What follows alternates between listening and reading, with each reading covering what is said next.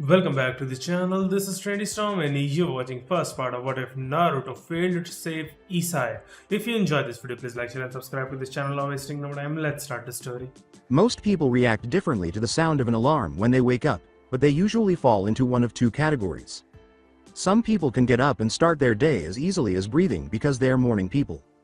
They were always cheerful if they weren't distracted by some sort of issue, and they cherished the morning and the sun that rises with it every morning. Some people may moan and grunt, but they still get up without cursing or appreciating life's little pleasures. After that, there were those who simply couldn't get out of bed at all.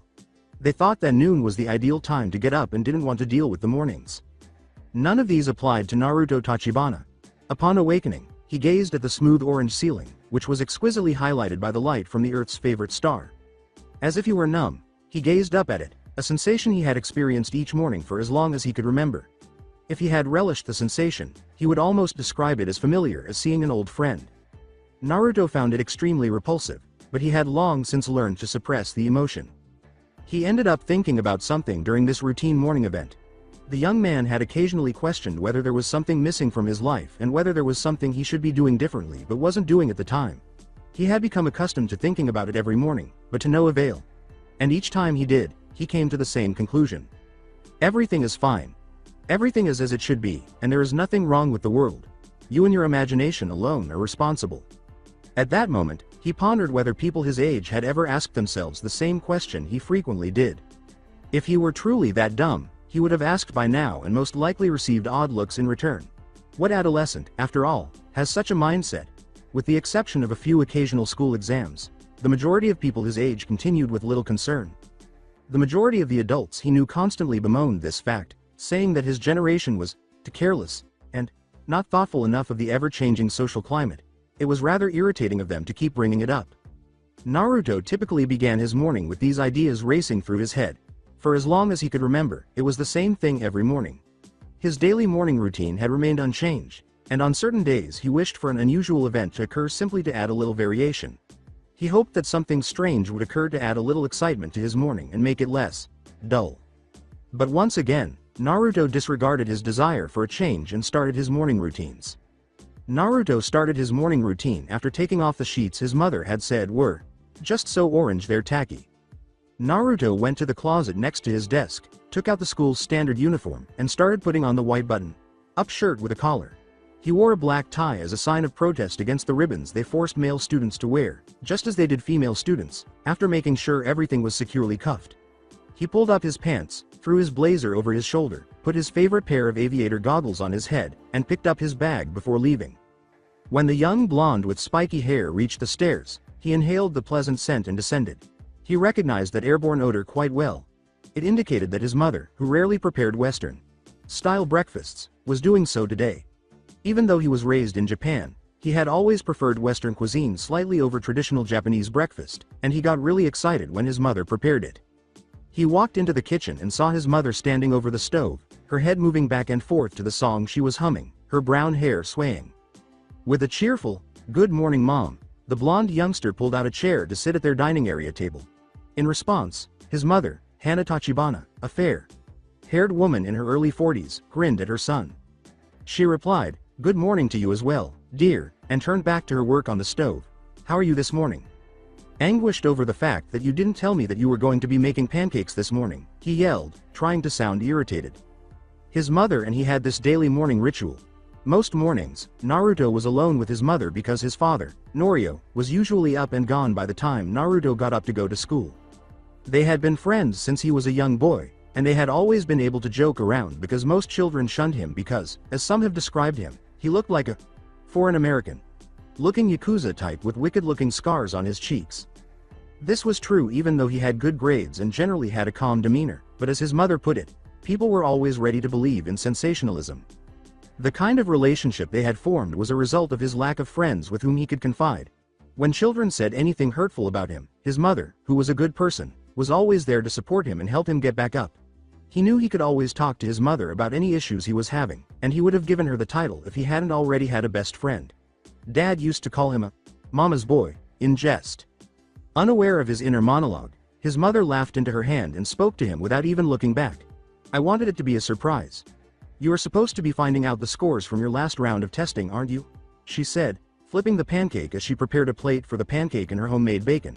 It's a good luck breakfast of sorts, you know. Leaning back into the blazer hanging from the back of his chair, Naruto snorted. He replied cheekily, you know I don't need luck, a tiny smile tugging at his lips. I'm near the top of my class, I bet you I aced it. His mother gave a startled turn. She shook the spatula she was holding at Naruto Tachibana and said, Naruto, get off your high horse. Just because you get good grades usually do not expect to always get them. You worked hard to get where you are, but don't start acting arrogant now. Remember what your father has told you. Remember, it may not always seem like it, but... He finished reciting his father's favorite phrase and moaned, there is always someone better, in response. Geez, can't you just let me do it for once? With a smile, his mother teased him by sticking her tongue out through her smiling lips. Nope, she said cheerfully while keeping her eyes closed. I've got to keep my boy humble and honest. Naruto grunted in response, letting out a tiny smile as he saw his mother turn around and begin jokingly attempting to save the flaming breakfast. Yeah, keep me humble and honest while the food's burning, he said. Even though it was inadvertent, she truly had a way of making his mornings happier. Slightly later, Naruto smiled sheepishly as he finished the half-burned breakfast his mother had placed in front of him, but he had to hurry out the door because he was running late and still needed to meet up with his friend. He sped down the street, actually running pretty fast, faster than most people could run. That was a different aspect of Naruto. Naruto had always been marginally stronger, faster, and more agile than most people his age, even as a young child. He had no trouble keeping up with those who trained every day in gym class. Even though Naruto was talented, the school track coach had once attempted to recruit him under the team's banner but discovered that he wasn't really that interested in sports. He would always chuckle a little at that one, even though it made most people avoid him more. Most people, including those who believed he was a foreign yakuza, simply put it down to the alleged super secret ninja yakuza training. Ah, shit, I'm late, exclaimed one of the most unfortunate individuals. His best friend, a rather thin young man with brown hair and brown eyes, joined Naruto as he ran past, albeit more slowly. His open uniform showed his red shirt swaying slightly in the wind behind him. His eyes widened in recognition as he saw Naruto in front of him. Yo, Naruto. Naruto gave his best friend a smile. Late as well I see, Issei? An angry tick appeared on Issei's face. He shot back angrily, yeah, because I spent time waiting for you this morning, as he kept running. Where were you? You're never late, you blonde bastard. Naruto laughed sheepishly and perspired as he ran. Yeah, well, mom kind of screwed up breakfast, again. Issei's eyes went deadpan, and it was his turn to start perspiring. Although it may have sounded like a question, they both knew that Issei already knew the answer. Your mother wasn't paying attention again, was she? Even though Naruto's mother was an excellent chef, things would often burn much worse than they would for a normal cook if she didn't pay attention. Actually, when they were younger, Naruto's mother got sidetracked while preparing breakfast and unintentionally set his father's hair on fire. Even now, when his mother was cooking, his father avoided her as much as possible. In retrospect, it was his own fault. Well, to be fair, I did kind of distract her this morning. They ran, the school now visible in the distance, and Naruto pushed that aside, arching his head back slightly to look at him. Observing his friend's sour face, he sighed and said, by the way, keep in mind that exam results for the midterm are being posted today. How do you think you did? Don't tell me you didn't study again. The brown-haired boy boldly stated, well, to be fair, I was distracted. The blonde said, you were staring at some poor girl's tits again, weren't you? Fearing the response he already knew. Well, they were quite the pair if I do say so. Issei, moaned Naruto. What, they just looked so lonely with no one looking at them. I think they wanted to feel needed, desired if you will, and the safety of a pair of breasts are more important than any stupid tests. Naruto nearly tripped on that one, and he most likely would have tripped if he hadn't already been aware of Issei's tendencies regarding his desire for female flesh. Since they met a perverted man in the park at the age of 10 who had taught kids about the pleasures of the female breast, Issei had been like this. The young blonde initially believed the man to be somewhat insane. His mother and Issei's mother had warned them both to avoid him. But when Naruto looked back, he could understand why Issei was the way he was. The elderly man was incredibly convincing. Actually, if he hadn't asked his mother about it when he got home, he most likely would have been just like Issei. It was somewhat humorous. The old man who had told them about the pleasures of breasts had vanished from their lives after that incident. He told his mother once that he should not worry about crummy old men like that lousy son of a, trailing off a little at the end as she muttered to herself. She gave him a gloomy smile. Never once had he bothered to ask her again. The young blonde sighed at his friend's fixation. When they finally arrived at the school gate, Naruto yelled to his friend, "You really need to stop obsessing, man," pausing to hold Issei's stomach while he caught his breath and panted. Ignoring the stares they received from people entering the academy, he said, "If you continue to obsess over a girl's figure, she will never want to date you." Issei's breathing slowed and he looked up, glaring at him. He yelled, "No way," loud enough for everyone in the school to hear. "I won't stop until I suffocate in them after becoming harem king. It's why I came to Kuo in the first place." Naruto acknowledged that Issei had made a valid point, but he still felt a drop of sweat trickle down the back of his head. Up until 3 years ago, Kuo Academy was a well-known all-girls school that was well-known for its top-notch education and for producing outstanding female leaders, some of whom went on to become significant business owners. Everyone in the neighborhood wanted to send their daughters there, and they most likely would have attracted students from all over Japan if there hadn't been no dorms. But a few years ago, the school board made the decision to start accepting male students, breaking the tradition of the all-female institution and transforming it into something new. Naturally, that did not imply that students could enter it easily right away. In actuality, most students still had to pass a rather difficult exam in order to be admitted. Although the high-class education also played a role, Naruto himself had made the decision to enroll because it was the nearest school to his home. It would have taken him longer to get to any other school, and to be honest, he didn't feel like dealing with it unless it was absolutely necessary. He had an easier time getting into the school than some others. In actuality, he was already among the more intelligent pupils in their grade. His grades were so good that Kuo had promised to hold a spot for him even if he hadn't performed well on the entrance exam. In addition to being a very uncommon action for a school to take, it was a rather kind gesture. He knew he would wind up at Kuo by the time the test came around. On the other hand, Issei. If you ask Naruto, Issei's admission to Kuo was somewhat fortunate. He had met Matsuda and Motohama in their first year at their previous school, two boys whose degree of perversion actually matched Issei's, something he had never imagined was possible. Even in middle school, they were recognized as the perverted trio, a threat to female society. Unfortunately, as a result, Issei and Matsuda, aside from Motohama, became some of the school's lowest-scoring pupils. Due to what would almost certainly be a high female-to-male student ratio, they jumped at the chance to join Kuo when they learned that their ranks were being opened to male students. Issei and Matsuda therefore came to him for study assistance in order to improve their grades and be accepted. Naruto would have done anything for Issei at this point. He, their friend Irina, and Naruto were best friends when they were children. He and Issei continued to be best friends even after Irina left, and they did everything together. After all, Issei was still a good friend to him in spite of his perverse nature, and he always helped him out when someone was rude to him. Naruto would always be friends with him and respect him. Even after learning the reason, Naruto was actually quite pleased that Issei wanted to visit Kuo. He had made the decision to assist his friend in realizing his dream, even if it was just a small one, and he was sincerely sorry to the women for what he was about to do. However, assisting Matsuda was a completely different story, and the blonde was not genuinely interested in doing so. Neither Matsuda nor Motohama were particularly close to Naruto. Since they had first met him, they had ridiculed him for not being interested in the pleasures of the flesh, in contrast to Issei, who was tolerant of him. Even though it wasn't the same as the taunts he frequently received about appearing like a thug, he was still furious. Naruto simply wanted Issei to leave them, especially since their own breast obsession only served to further corrupt him. Regretfully, Issei was able to persuade him to tutor Matsuda as well because, for some reason, he was very skilled at begging. During the few weeks he spent tutoring the two, Naruto had to admit that they were genuinely committed to their studies. He would have to admit that it was the most Issei had ever studied. He put a lot of effort into his studies with Matsuda, meeting with him daily after school to review notes and concepts, complete additional practice exercises he found online, and even go so far as to review flashcards with him. When he later learned that they had vowed to abstain from porn until they died, he was even more shocked. When he had learned that fact, he had never been more proud of his friend. And the two were well prepared for the test when it finally arrived. They were able to fulfill the prerequisites and pass the exams. When the three perverts began jumping up and down with excitement and shouting about how they were going to become harem kings, Naruto was proud of their scores but later regretted what he had let the world see.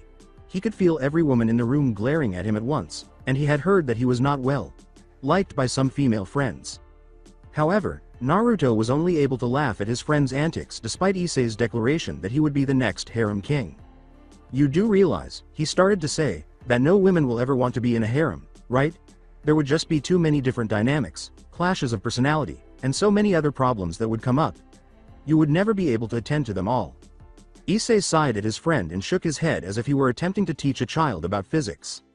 Naruto, my friend, you just do not understand. Harem is not just for the sake of adding women to some collection.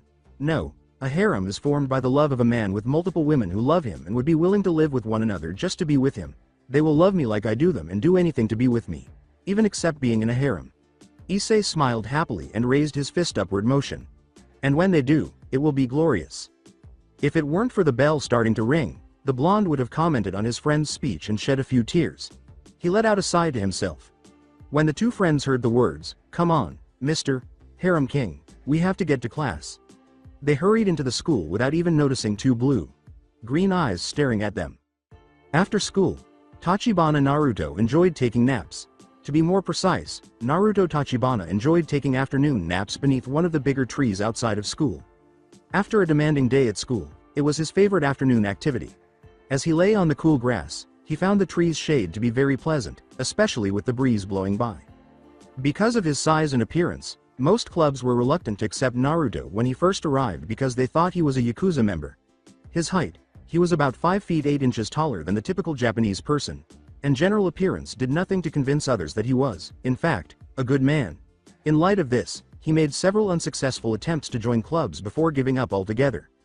He eventually developed a routine that he enjoyed, which involved taking a well-earned afternoon nap under the shade of a tree while listening to the sounds of student athletes working hard in the far-off training area and rustling trees. Yes, he enjoyed his naps more than anything else. Good afternoon, Tachibana-san. But the thing he detested the most was when someone chose to interrupt the nap he was taking. Occasionally, it did occur, and when it did, it was usually the same person. The spiky-haired boy opened one eye a little and gazed at the unabashedly gorgeous bodies of Sona Shidori, the president of the student council, and her vice president, Tsubaki Shinra, who was also unabashedly beautiful.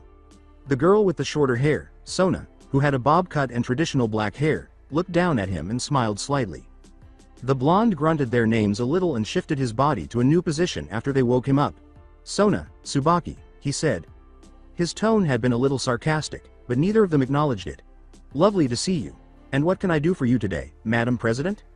"I saw your test scores when they were posted," the girl with black hair said bluntly. The girl's violet eyes peered through her slightly adjusted glasses, reflecting the sun's light. They were quite impressive. Top of the class, in fact. Congratulations.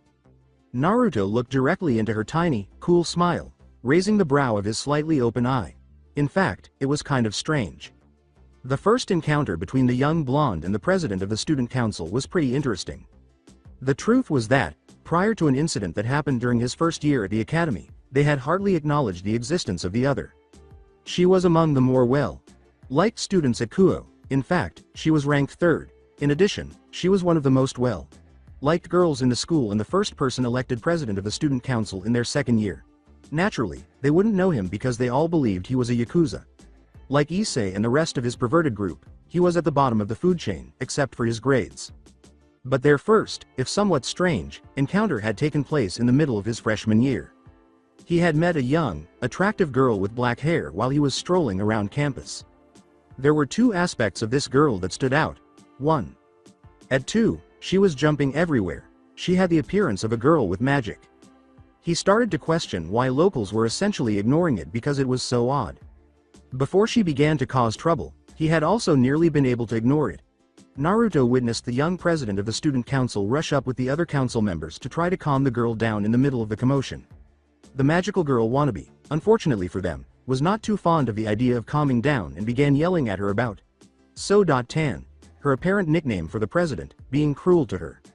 Naruto considered two options at that moment, which basically meant that he could either do nothing and avoid the hassle of dealing with the crazy girl, or he could try to help, which would put him under unwelcome scrutiny once more. He would have preferred to stay away from the latter if he could have. But when he witnessed the fictitious magical girl actually knock out one of the student council members with her fictitious wand, the notion of doing nothing was eliminated. Naruto decided it was time to take action at that precise moment. As he calmly talked her down, the fake magical girl got all red-faced and stared at him. He then approached her from behind and gave her a slap on the back of the head, nearly embarrassing Sona and her council. When he finally succeeded, he took an ice cream from his bag that he had been putting away in a lunch cooler for later and offered to give it to her in exchange for her being quiet. Sona and her counsel continued to look at him in confusion for a few minutes after the child had sat down to eat ice cream, as if he had actually punched out Cthulhu or something. It was only a small child. She wasn't dangerous. When Sona eventually recovered from her confusion, she thanked him and escorted the girl back to her office.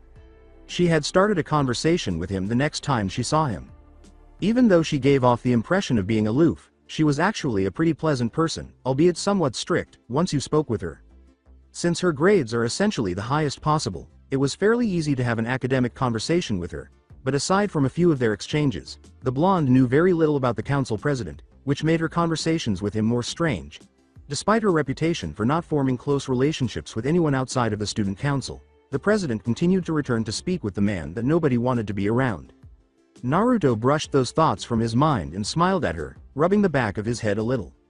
"Thank you, Sona," he said sincerely, disregarding the fact that most people would scream at him for referring to her so familiarly and without the appropriate suffix. To get a better look at them, Naruto tilted his head to the side and said, "I really do appreciate the compliment.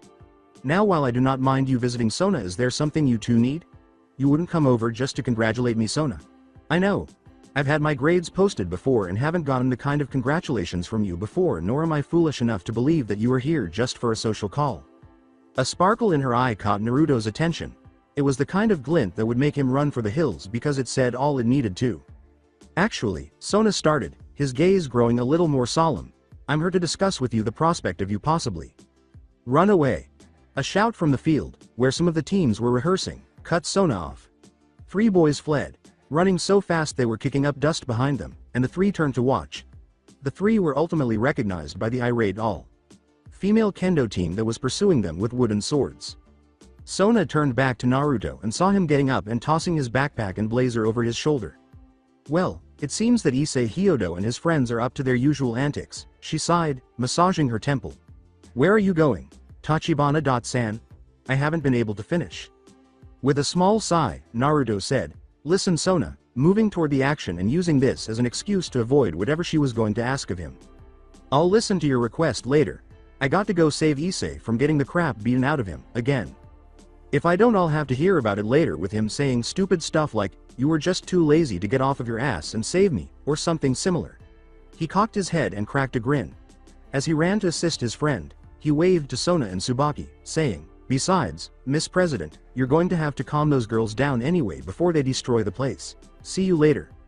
Tsubaki yelled, "Tachibana-san," and was about to chase after him when Sona put a hand in front of her. With a dejected expression on her face and a shake of her head, the tall black-haired girl turned to face her master, who was staring back at the blonde boy as he ran towards the action. "Madam President." With a gentle, "It's all right, Tsubaki," the girl continued to observe him leave. "I can ask him to join later." Her assistant objected, saying, "But the reason you were asking now was because they have been sighted in the area. If we keep letting him walk around without telling him anything about the danger, then he could." Her leader sternly repeated her name, "Tsubaki," again. "Enough. I know enough about the danger that exists for him.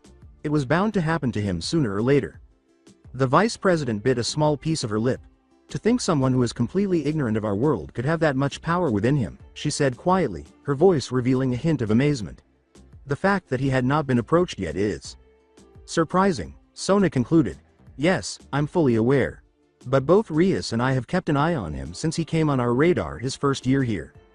The amount of raw magical power he has should not be possible in a human without training and constant refinement in order to control it.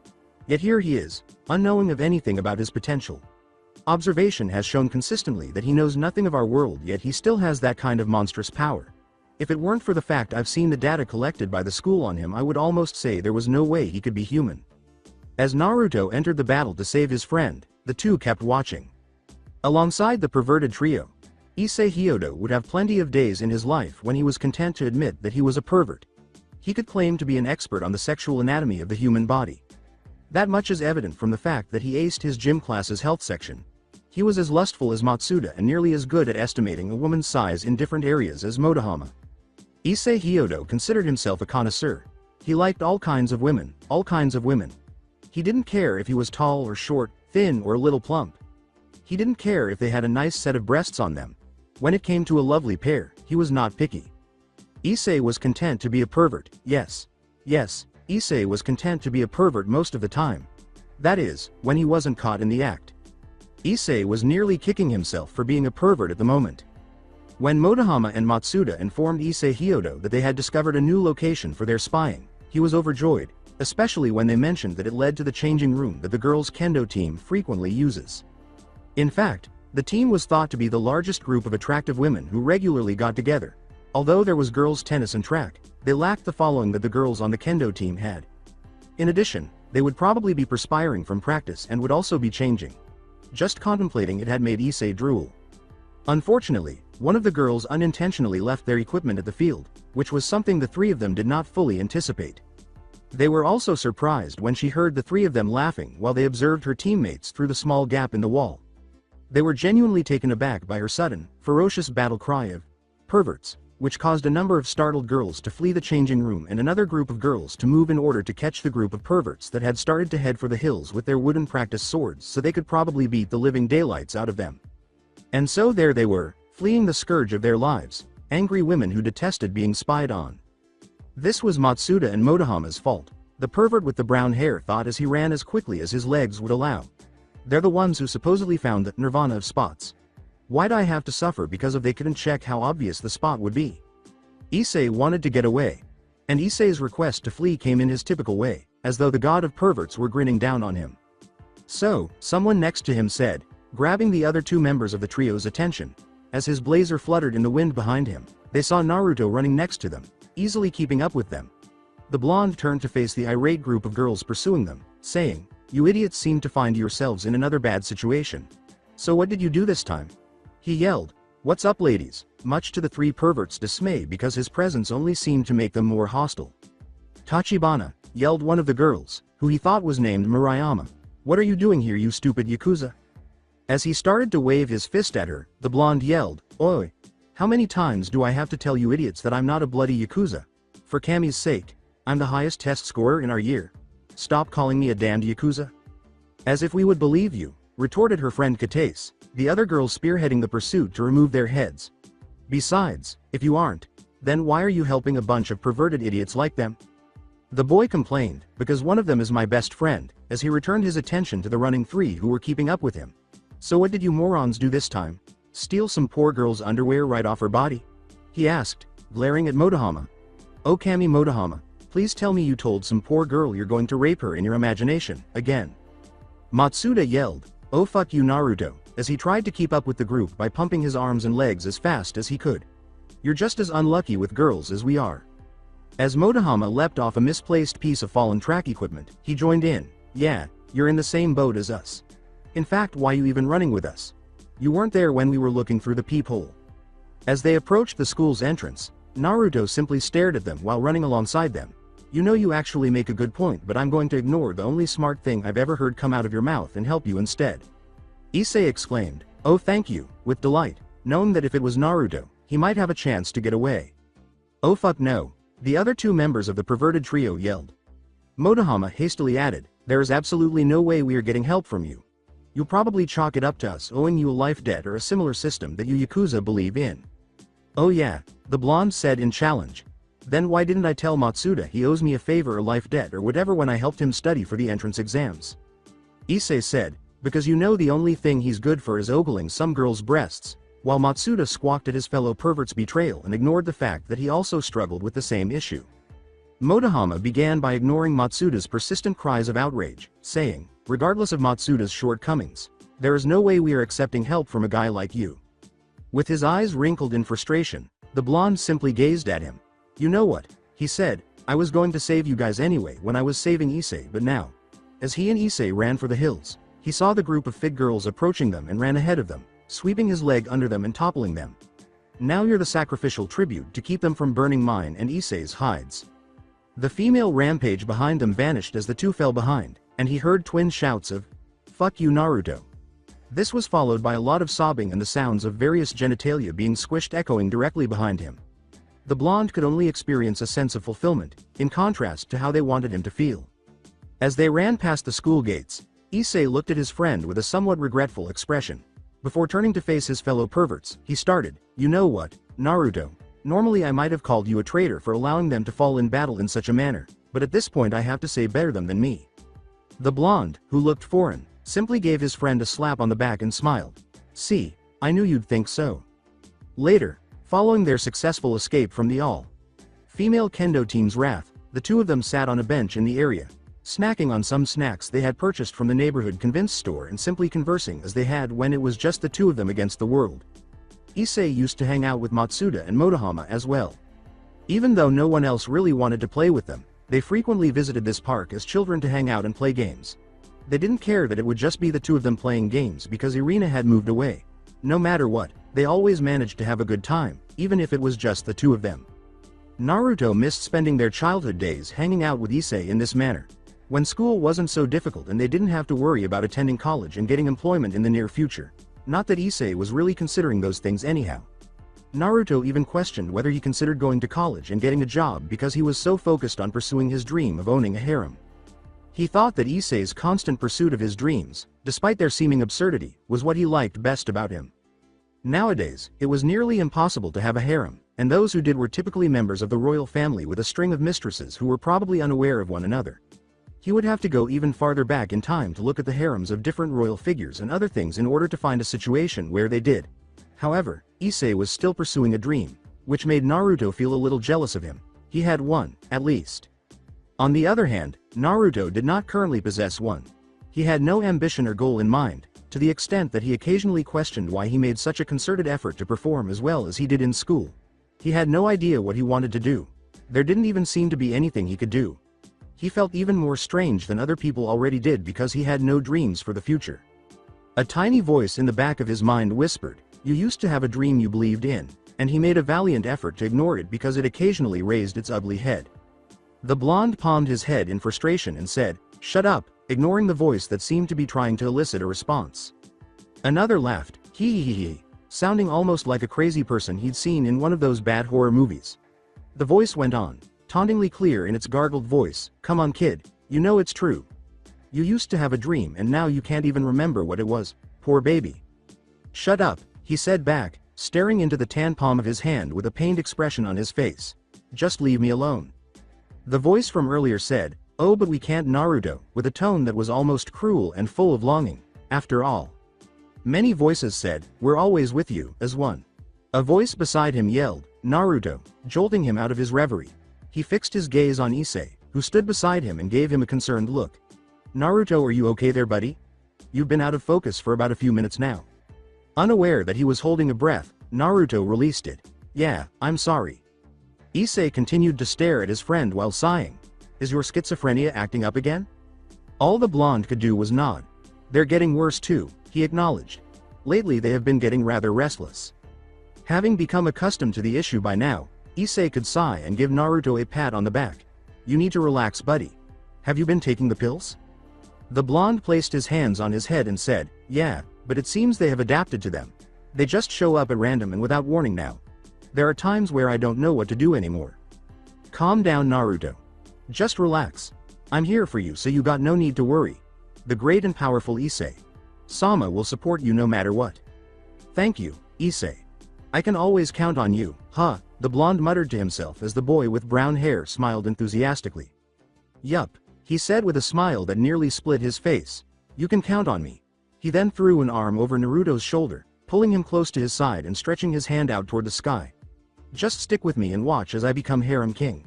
If it were possible, his grin grew even wider as he shouted his plans to the heavens. "You'll be my first loyal subject in my kingdom. And who knows, I, in all my wisdom, might seem fit to gift you with a harem all your own." Despite snorting, the blonde chose to cooperate. "And what would my duties happen to be, my liege?" he asked playfully and jabbed his friend lightly in the ribs to get perverted boy to let him go. "Surely you would not gift me with a harem all my own for free?" "Of course I would," returned the boy, catching on. "After all, if a king is not kind to his subjects, then what kind of king is he? He would happily give his first loyal subject a harem even if he was an asexual moron such as yourself." "Oh yeah," the blonde exclaimed angrily. "Well, I would rather be asexual than some perverted bastard who has boobs on the brain every second of every day and can't get anything else done because of it." Issei asked, "You wanna go, Mr. Foreign Yakuza?" as he elevated his head and smacked his forehead against Naruto's, his annoyance growing. The blonde resisted. He shot back, smoke streaming out of his nostrils as he continued to push into their impasse. "Bring it on, king of perverts," he said. "I think I can stand to knock you down a few pegs." Suddenly, Naruto launched a full force charge that knocked Issei to the ground and punched him repeatedly in a playful manner. Issei grunted as he struck the floor and struck Naruto in the chest, causing him to fall to the ground. Issei laughed as he jumped directly on top of him and punched him in the cheek. The boy yelled, "Feel the power of my lust," like a cartoon villain. He was about to leap on top of the blonde when he was abruptly pushed away by a mule kick to the chest. The boy was knocked down again as Naruto hurried to his knees and a bum rushed him. The tall blonde, who also adopted the laugh of a cartoon villain, stood up and put his foot on top of his fallen opponent. "Muhahaha," he exclaimed with joy. "Your power of lust is no match for my sheer strength of awesomeness." His fallen opponent retorted, "Awesome my ass," grabbing his subjugators and dragging him to the ground, slamming his body into the grass beside his. As they gazed at the skyline, which was gradually turning orange, they regulated their breathing. Silent and oblivious to the world that went on regardless of their requests, they gazed up at the stunning dusky sky that had captivated them since they were young children. Everyone fell silent until their childhood laughter reverberated into the heavens. At that moment, they didn't care if people stopped to stare and thought they were idiots. They didn't give a damn about the time of day or the proximity to darkness. They didn't even give a damn about when they would have finished. For the first time, Issei was not thinking about breasts and chubby women at that precise moment. He didn't even consider getting a girlfriend or ascending to the position of harem king. His usual thoughts had vanished. The same could be said of Naruto, the worrywart who, for once, wasn't considering his future or the things he might have been lacking. Neither his troubles nor the voices in his mind crossed his mind. Issei and Naruto were genuinely happy with their lives for this brief period of time. They would never feel that way together again. 1 week later, Naruto had been shocked by a lot of things in his life. When he learned that his friend Irina was moving away, he was taken aback. He had been shocked to learn that his best friend, about whom he had only ever heard rumors, had turned into a pervert. When he was diagnosed with a type of schizophrenia that had never even been described before, he was taken aback. Usually, those were the shocks he could handle. One of the few shocks that did not entirely make sense to him was that his perverted best friend, Issei, actually got a girlfriend. In fact, it largely destroyed the logical part of his brain. Had you previously asked Naruto when he thought Issei would finally find love, he would have replied that it would be after college, when his desires would be satisfied by other things taking up his time. By then, he would have likely come to the realization that he was a pretty guy and that women would be more accepting of him if he relaxed a little. In spite of his insane lust, he was actually a good-hearted, considerate person who loved those around him. No, Naruto was certain that Issei would not have a girlfriend during his time in high school. It appeared that his forecast of the future had once again been wrong, either fortunately or regrettably, depending on the perspective of the person looking through the viewing glass. However, every time Naruto attempted to foretell Issei's future, he always found a way to surprise him. Kami was aware that Issei consistently demonstrated the fact that evil always finds a way had been changed to perversion always finds a way in one of the games he and Issei had played as children. Naruto initially denied the whole thing when he was informed that the brown-haired pervert had a girlfriend, similar to Matsuda and Motohama. Although for different reasons, it was the first time the three of them had truly come to an agreement, because they did not want to think that their fellow pervert had betrayed them by getting a girlfriend. Matsuda and Motohama were largely in denial. Because Naruto believed that Issei had found a girl who could truly handle his twisted way of thinking, he was denying the reality. The first piece of evidence they were shown was a picture of a black-haired girl, about their age, wearing a uniform from one of the town's local schools, standing next to the boy, and grinning sweetly. The most intelligent of the three perverts, Motohama, actually asserted that the photo was altered, and Naruto would have agreed if he hadn't known Issei couldn't work as a photo editor. But when Issei's girlfriend, whom he now knew was named Yuma Amano, actually came to visit him after school let out, the shots continued to come for the other two. The two obviously blew a gasket and are now refusing to talk to Issei at all. If anything, Naruto was relieved that his friend was finally being left alone by those two fools. And so he found himself in this predicament. Issei invited the blonde to go to a cafe with him and Yuma after they had decided to head home for the day. Naturally, at first, Naruto had preferred to say no, not wanting to interfere and act as a third wheel while Issei was hanging out with his new girlfriend. But at the brown-haired boy's insistence, he disclosed that his girlfriend was eager to meet her new boyfriend's best friend because of all the stories he had told about them as children. The blonde eventually gave in and agreed to meet them at the cafe because she wanted to help Issei in his relationship. He arrived in the area a little later than expected and discovered his perverted friend grinning and laughing with the black-haired girl he had fallen in love with. Naruto approached Yuma and took a closer look at some of her features. She was unquestionably stunning, almost ethereal. She had long, silky black hair that fell all the way down her back to her pelvis. The bright violet gems she called eyes sparkled with delight, and her face was angular and smooth, with not a trace of baby fat on it. Additionally, Issei's acceptance of her invitation to become her boyfriend was largely explained by her physique. The tight school uniform clung to her body, accentuating Issei's favorite part of the female body quite nicely. She had the body of a model, with her smooth, curvaceous figure showing through. There was nothing that could describe her beauty. Naruto became tense. Was Issei of interest to a girl like this? Although he was in love with his best friend, this kind of girl was usually out of their league. But here she was, laughing like a typical schoolgirl in love while sitting next to Issei. He didn't like it because it seemed suspicious. He approached their table and greeted the two, finally making the decision to take the risk. Naruto pulled out his chair, sat down, and placed his blazer on the back of the chair. "Yo, Issei," he said simply. "I apologize for being late," he said, turning to face his friend, "but the teacher needed me after my last class." It was a brazen lie, but he accepted it. Issei simply gave him a smile in return.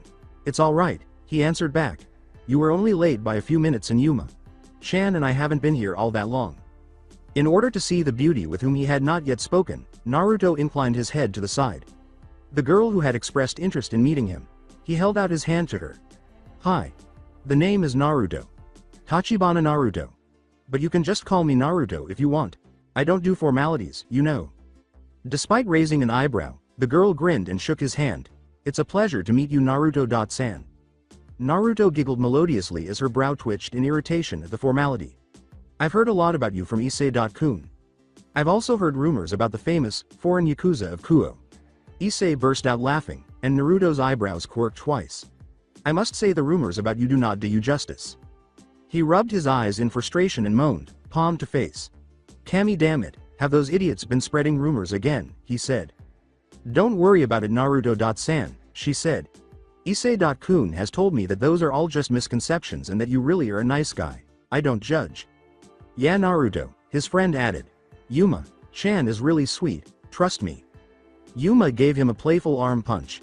With a little giggle, she said, "Oh, stop it, you," as Issei wrapped his arm around her. Naruto merely gazed at their exchange. There was a problem here. It was very odd that after just 1 week of dating, without even going on a date, he might add, they were already so familiar. Even if you were dating, it was considered strange in Japan for this kind of relationship to develop in just 1 week. In America, people got into serious relationships like lightning, and it was strange for a relationship to develop this quickly. The glint in her eye was another thing that bothered him. He could almost see a thinly veiled line of contempt behind those expressive eyes, but it was hardly perceptible unless you looked closely, and even then she was good at hiding it. It was a look he had seen on the faces of many children who believed they were kings because they were popular in middle school and even at Kuo, and it spoke of someone who felt they were talking to someone beneath them. It was the appearance of someone with dubious intentions. There was undoubtedly something wrong with this girl in front of him, even though it might have only been a mild case of paranoia he had as part of his schizophrenia flare. Up. He was startled out of his daze when he heard, "Issei-kun. Is he okay?" Yuma and Issei were both staring at him with worried expressions, or at least Issei's was. Dare he say it, the black-haired girl's expression was more one of interest than curiosity. He eagerly replied, "I'm fine," hoping to keep the girl from knowing what was on his mind. He noticed her eyes narrow slightly and asked, "So, how did you meet Issei? I heard that you were the one who asked him out." One of his inner voices yelled, "Smooth move, moron," and it was gruffer than the two that had spoken to him a week earlier. "Oh, Kami, not now please," the blonde thought frantically. He did not want the crazy voices in his head to start bothering him now. He had to listen to what she had to say. The girl blushed gradually, enabling Naruto to observe how talented she was as an actor because she appeared to be able to blush when necessary. "Kya," she exclaimed sweetly, her blushing apparently enhancing the picture of a schoolgirl in love. Issei fell for the trick, but Naruto could see her eyes narrow even more at him as she watched him closely for a response. "Naruto-san, didn't your mother ever tell you it's not nice to ask a girl a question like that?" A voice in the back of his mind said, "She knows you're on to her now," with a cruel tone. "You can feel it now, can't you? That churning feeling in your stomach, the feeling of dread filling the air. Your friend Issei is oblivious to it. You are obviously not." It was accurate. The air had suddenly become thicker, but no one else in the cafe could feel it. He wasn't sure if it was directed at him specifically or something else entirely. He felt as if he were having difficulty breathing at the moment, but perhaps it was all in his head, like the voices. He was already struggling to maintain steady breathing in an attempt to avoid creating a scene. This girl, whoever she was dangerous. A different voice said, "Of course you realize that now," in a tone that was sarcastic but not rude. "She's going to try and kill you. You need to stay away from this chick." "Yeah man," a vivacious voice added. "There ain't nothing lucky about the situation you find yourself in, yeah. Maybe we can convince her to leave us alone," a shy voice said. "Maybe she doesn't really want to fight." "Oh please," said another arrogant voice. "This bitch wouldn't be throwing around such killing intent if she wanted to be pals. I say we squash her." The shocked blonde screamed, "Can the voices in my head please not have a conversation without me and act like I'm not here?" Stifling the various voices in his mind. "Please just keep quiet, I'm trying to concentrate on what to do. Just let me think." He kept staring at the girl when the voices suddenly stopped and did not speak again. He concluded that unless he pushed the envelope further, he would not succeed. He rubbed the back of his head and smiled sheepishly. He apologized. "Aw, shucks, I'm sorry," he said. "I didn't realize that was so personal for you." Her eyes glinted as she gave a small smile. "That's okay, you didn't know. So, if you don't mind me asking, what do you like about this crazed guy here?" The boy with the brown hair grumbled, "Hey, what's that supposed to mean?" with a slight pout. "I am not crazed. Says the boy who stole panties from the girls' locker room in middle school and refused to let them go even when they caught you," he deadpanned. "Dude, I thought you said you would never mention that incident again. What happened to our agreement?" "Oh, sorry," he said, catching a glimpse of Yuma breaking her act to give them a small frown out of the corner of his eye. "I kind of forgot about the agreement." Seeing his expression, she almost perfectly reenacted her act, giving Issei a small smile. "It's okay, Issei," she comforted him. She grinned broadly as she saw Issei nod his head quickly. "I understand. A legacy of inept youth and crazy times, am I right?" she asked. "Good. Then you promise to never do it again, right?" At this point, he would have laughed at Issei's dejected expression as he appeared to be considering giving up his desire to steal girls' underwear if he hadn't believed that he and Issei were being targeted by this girl. When Issei's lip appeared pushed out and his eyes began to water a little, it was almost picture perfect. When the distressed boy finally realized that he would be in trouble if he didn't say yes, he nodded his head, which made the girl nod happily. A voice that sounded deranged laughed, "Ha, she's got him so well trained after a week." Naruto reminded him to shut up, once more putting an end to the voices in his head. In order to keep his inner thoughts to himself, Naruto forced a smile on his face during the exchange. "So, is there something else you wanted to talk to me about, Yuma-san?" She made a small sound to herself and shook her head a little. She concluded with a slightly mocking smile. "You know Naruto-san. A girl is never going to like a guy that is so abrupt," she said. He was afraid for his and Issei's predicament because of the smile. It was a beast smile as they played with their food. "I actually asked you to come here because Issei mentioned that you were interested in games." Naruto was taken aback. Yes, the blonde enjoyed playing games. In fact, he played a variety of roles. He mostly enjoyed games of chance and games of intelligence, though he would admit to occasionally playing some of the more mindless console games that most kids his age played. Other than the fact that he enjoyed taking risks when playing games of chance, he had no explanation for why he liked them. His loneliness made it rare for him to enjoy himself outside of reading a good book. There were typically a few rules that everyone followed, but everything else was left up to chance, which he really enjoyed. It made it a little more difficult. By games of intelligence, he meant a mentally taxing game, usually a player versus player match like chess or some of its Asian counterparts, shogi. He enjoyed putting his abilities and no-how strategies to the test.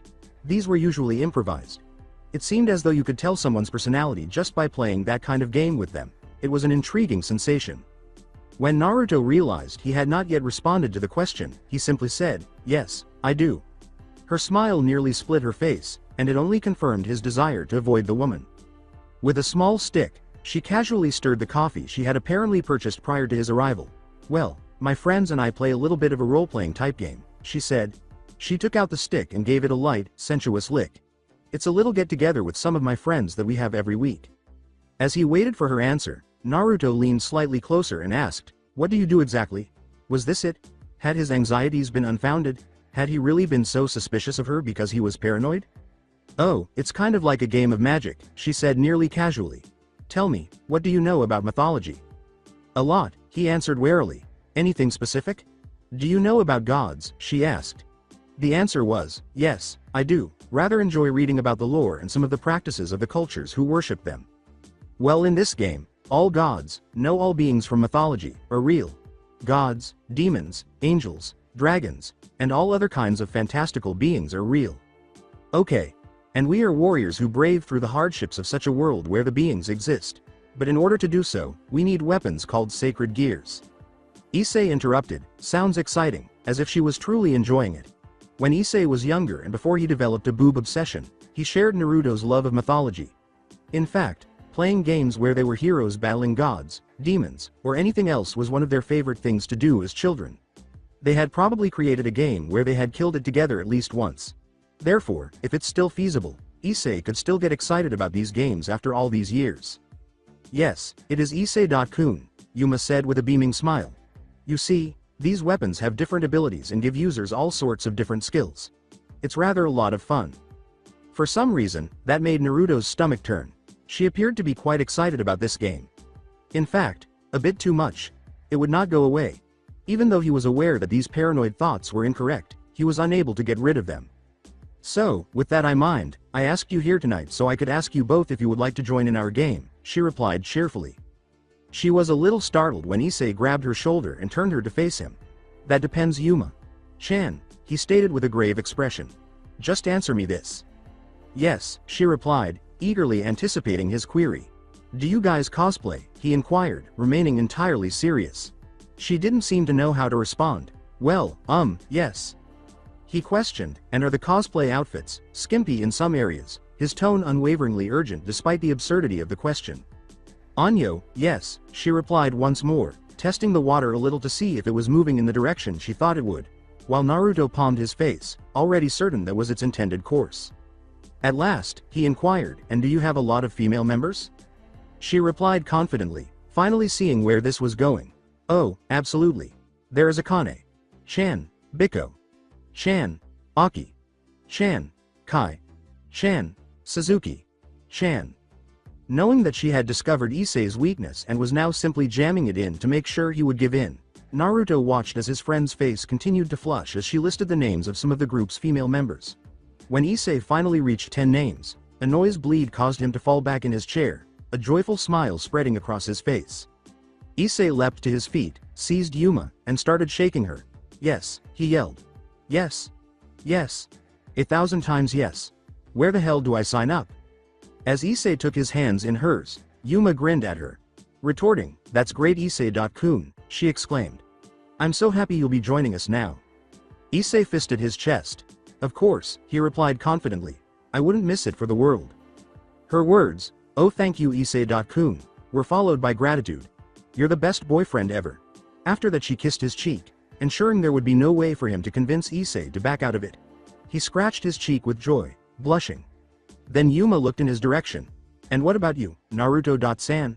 Will you join us too? The blonde couldn't think of anything to say. To be honest, he had no idea what to do. The voices in his head, his gut, and even his own perceptions were telling him that it would be a terrible idea. Even if it was just his paranoia, it had previously kept him out of many problematic situations. Hell, he would rather be extremely cautious right now. He had never met Yuma before, and to be honest, even without the paranoia, he could sense that something about the girl was totally strange. An aura that shouted danger at his senses was hidden behind that sweet-looking girl. However, there was also the possibility that it was all in his head. After all, he had bloody schizophrenia. His auditory hallucinations and severe case of paranoia were the only symptoms that doctors were able to diagnose him with, despite the fact that it was only a minor form. Most people, including himself, were known to exaggerate situations and turn them into things they weren't. Even though it was only a minor instance, it still drove him insane. It's possible that he dreamed up all those ideas about something about her not being right. Listen to me, kid, a guttural voice said, interrupting his train of thought. There is something not right about this bimbo. Grab the pervert and get the fuck away from her. Listen to us, man, the animated voice chirped. There is nothing lucky about hanging around this girl. She is about as unlucky as you can get. Listen to me because I know luck and she is all bad luck, man.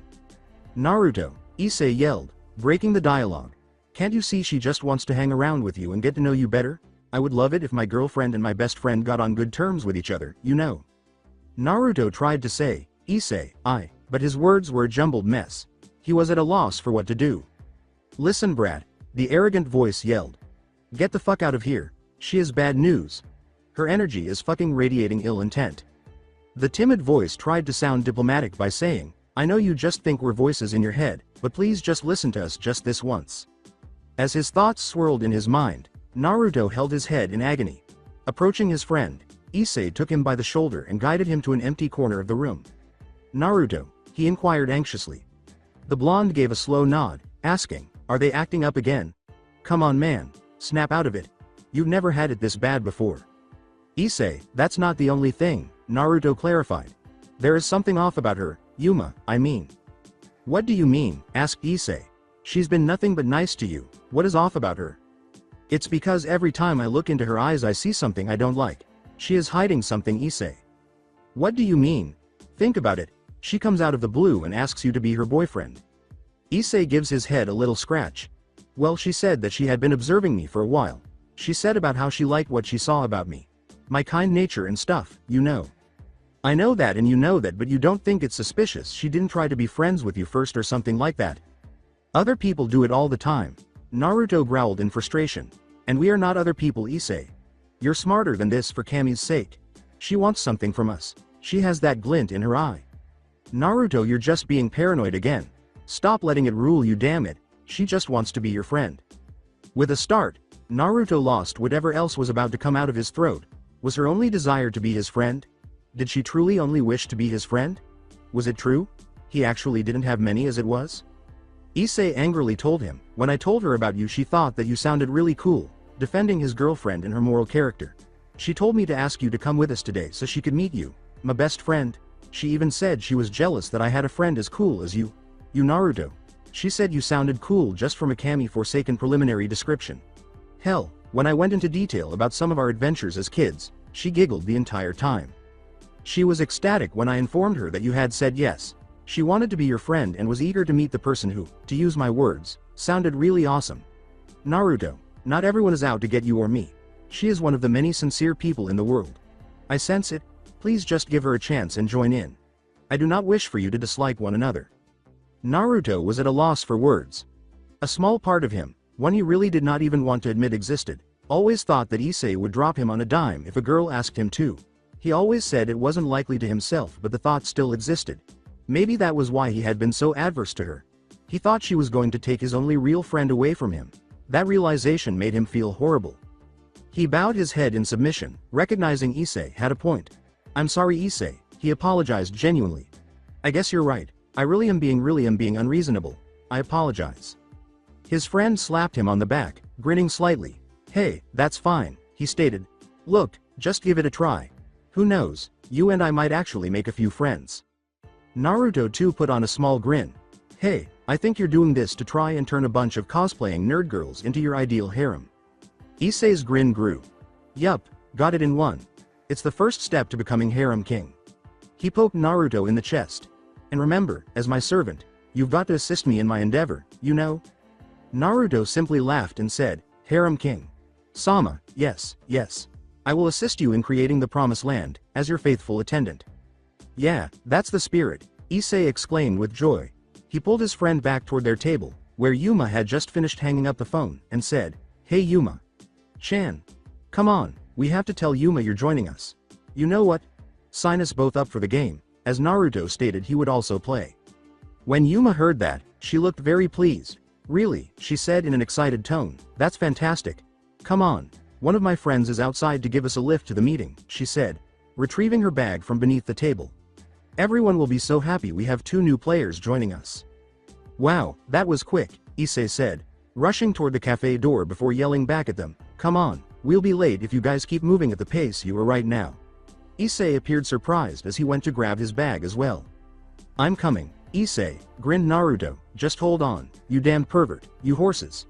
He grabbed his back in the chair's blazer and approached Yuma, saying, Hey Yuma. Thanks for the chance to do this, she said, turning to face him with interest in her eyes. He looked down, his hair casting shadows over his eyes, and said, I'm really looking forward to it, you know. And I'm sorry if I said or did anything that offended you. I'm not very good around strangers. Hey, don't worry about it, Yuma reassured, it's fine, you know, without responding or anything. I have no doubt that we will become close friends. After their conversation, Naruto turned to Yuma and said, I suppose these guys are of the Holy Man class in the game or something. He looked up at her and grinned softly. Yeah, I would really like that. They then went outside to an unmarked white van that was waiting for them. Inside was Issei, who was already buckled up with his head leaning back into the seat, eyes closed, and a satisfied smile on his face.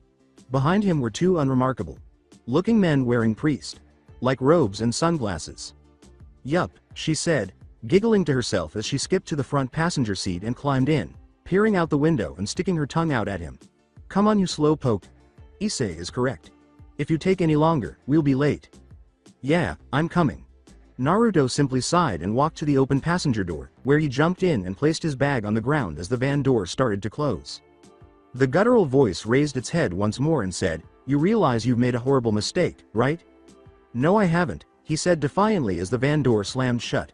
He heard a little shifting behind him, as if the priest character was adjusting in his seat or something, and he heard a laugh coming from up front when he saw Yuma nod her head at something from the corner of the mirror and another man in priestly attire and the same sunglasses nod his head into the overhead mirror. Subsequently, he felt a sharp pain in his neck and sagged forward, his eyesight and mind gradually going blank.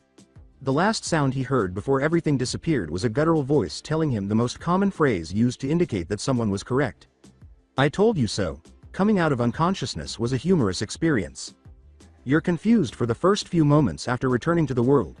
Usually, the first questions that come to mind are, where are you? Or, how long have I been out? What happened then starts to resurface in your memory.